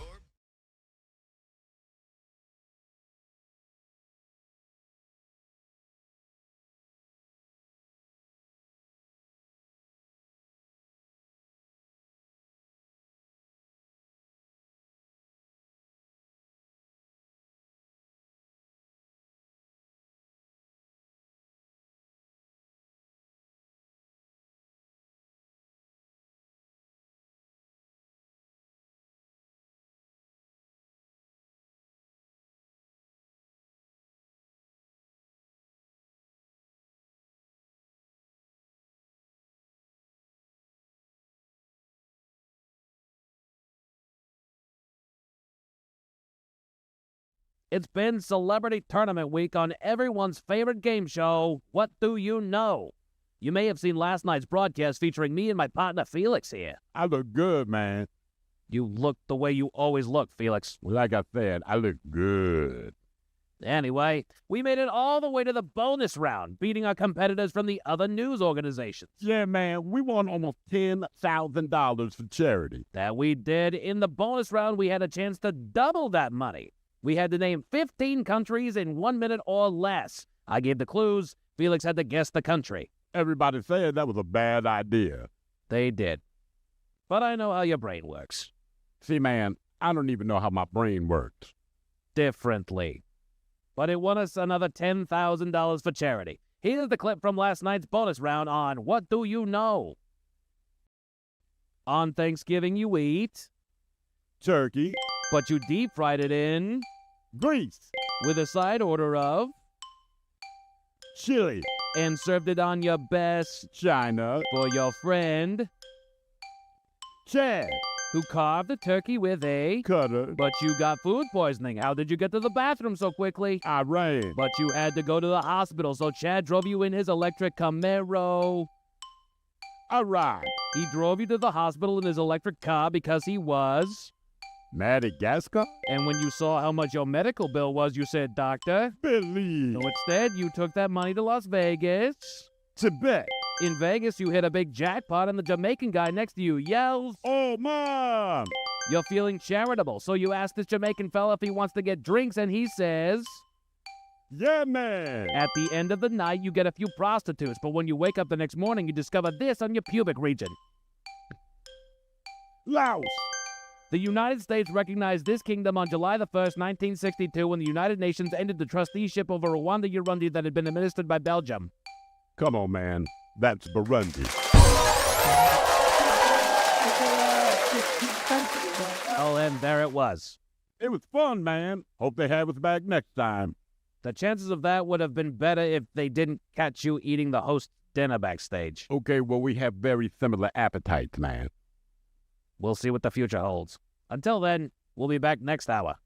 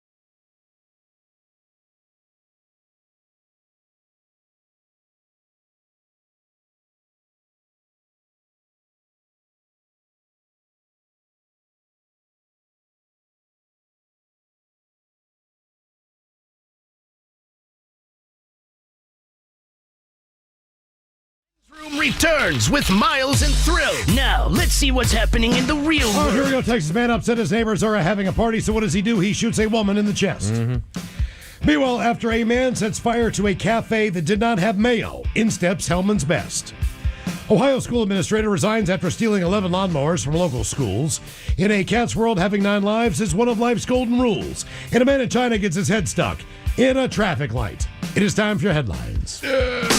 Now, it's time to hit the headlines.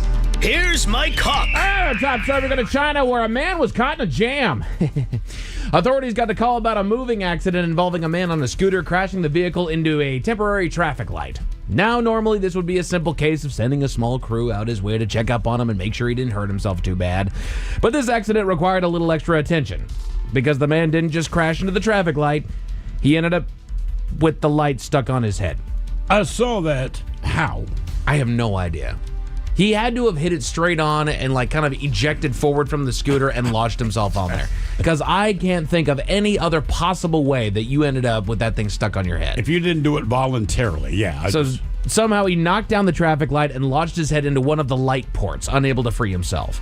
Crews arrived and spent the better part of the next hour freeing him from the unusual prison. He was eventually meticulously cut out of the light and sent to the hospital for evaluation, but it sounds like the thing that was hurt most was his pride. Officer said that it was a head-on collision. Hey-o. But with only light damage. Oh, they kept cutting. I give him credit on that one. Right. They did all right on that one. Light damage. Yeah, right? Yeah. It makes sense how he was able to get in but not out, because I don't think in was comfortable. Yeah. And I think at that point when you go in, it kind of dented it inward, so you kind of have that reverse trap where you can't Do you get think it back he's out. thinking, like, is there honestly got a traffic light stuck on my head? You've got to laugh at that point. Right. I mean, like, you got a traffic light stuck on your head, man. And I mean, if he had a helmet on, he should be okay. If he didn't have a helmet on, I got a little less sympathy for him. Yeah, I don't know. That was an interesting one. If you get a chance to check out that picture or that video, go and have a look. It's worth it. In other news, over to Ohio, where a public school administrator was forced to resign. He was initially suspended after it was discovered that he'd tried to make a little money on the side. He's alleged to have traded in 11 of the school's lawnmowers to a vendor without the board's approval, so he could buy new ones. Makes sense, we need to upgrade this stuff, so we're going to go ahead and just go buy the new stuff. Uh-huh. But he's said to have bought 7 of the traded-in lawnmowers under a friends and family discount with the vendor, which he then promptly attempted to sell on Facebook Marketplace for double the money that he paid for them. This act violated the staff's code of ethics, and the board considered firing him, but he made it easy and resigned. I had to read that one a couple times over to understand exactly what he had done. So it sounds like the school still has their new lawnmowers. He just immediately went after the ones that he traded in. Right. Got them with this discount, so now he can sell them at a bigger dollar. Correct. Uh-huh. So I get it. What you did probably wasn't illegal, but it's just frowned upon, but not illegal, right? That's just that's really low of you to do that. But his argument would be like, what were you going to do with them? I know his argument. What They don't pay plan- me enough. I'm going to make some extra money. Exactly. But what plan did I ruin? Like, what did you have to take care of these lawnmowers? If there's not one, I had a plan. You sold them to me on a friends and family discount. So, I mean, say it like they sold him the lawnmowers. No, so he has the 11 lawnmowers with the school. He goes to a vendor. He makes a switch. He trades these guys in, and he buys new lawnmowers for the school. Okay. School's taken care of. He immediately goes back to that vendor, and he says, I want these 7 of those 11 that I just traded in. And the guy gave him a friends and family discount on those lawnmowers. So he bought, with his own money, he bought those lawnmowers that he had just traded Spent in. about $5,000, man. Yeah, like $5,400, and he tried to sell them around for $14,000 collectively. Yeah, all right. And I'm kind of with Thrill here. Like, the school has the lawnmowers, Right. the newer ones. Like, Right. I I'm don't not know. saying it's awesome what he did, but the flip side is it's not illegal. And what were your plans? Exactly. If you didn't have plans, you got nothing to get mad about. Right. At that point, you get mad at the vendor. Right. The only thing I did was kind of extend the... What he did, honestly, is he ruined the friends and family discount for anybody else who wants to use it. That's pretty much. There you go. Yeah. Yeah. All right. I'll take that. Yeah. Yeah. So that's what you did, jackass. We got a little follow-up on a story that was covered earlier on this program, like last week, 2 weeks ago, something like that. You might recall the story of the customer in Spain that was denied a simple request for mayo from the local sandwich shop because they didn't have any packets of mayo. Correct. I want to say this particular place he got his food from, it was pre-made anyway. Right. And like going to the gas station, right? I'm And pretty then- sure this and is then a woman. they just sell it. Yeah, I think it is a woman, too. Is it a woman? Yeah. And Yeah, then she freaked out because she wanted mayo on the sandwich. Right. They're like, no. So instead of reacting like an adult, she went to a nearby gas station, got herself a gallon, and then made one more request from the shop, as if it's going to change anything. They're like, we don't have any. We can't give you So mayo. she tried to burn the place down. She poured the gasoline all over the counter and lit the damn thing and then set it ablaze. So yeah, she tried to burn the place down. The shop sustained quite a bit of damage from the fire, and the video went viral on social media, which is where we have our follow-up. The video caught the attention of the right people at Hellman's Spanish offices. They used the story as an opportunity to simply post, quote, sorry we weren't there, and offered to cover the repair bill, as well as promised to, quote, make sure that your sandwiches never run out of mayonnaise again. The owner of the shop didn't hesitate to accept that help. Yeah. Prevent arson. That right. That just looks good on everybody's part. Hellman, you look good. Everybody loves you. Sure. Now at the sandwich shop, it gets the repairs covered. We still got to talk They about the got woman who mayonnaise. burned a place down because they didn't have mayonnaise. Exactly. Yeah, right. Jeez, oh, Liz. And incidentally, no one else in Spain's going to ask for mayonnaise. No. Right. Like, no. they have mayonnaise. You're not going to use it. No. That's all. Criminy, man. Doggone. I'm going. Never been Just to for the Spain. mayonnaise? Now they got mayonnaise, I'm going. Where's the mayonnaise? I'm here Hold for up the a can. mayonnaise. Just hold up a can. Mayonnaise, some good-looking women in here. But just in case those stories have a bad taste in your mouth. Thankfully, there's good news. We go to the UK for a happy reunion. A woman in the Glasgow area got a call one day from the Scottish SPCA informing her that they had her cat. A little shocked, the woman was in disbelief as her cat was sitting comfortably on her couch at the time of the phone call and informed that caller as such. But the SPCA worker insisted that this was her cat, having scanned the microchip which tracked her to that number and even gave her the name, the cat's name of George. Now this sent the woman reeling even further because she finally picked on what had happened. And that was, she was at a bit of a loss for words. Turns out, it was in fact her cat, the cat that she had before the one that was sitting there on the couch.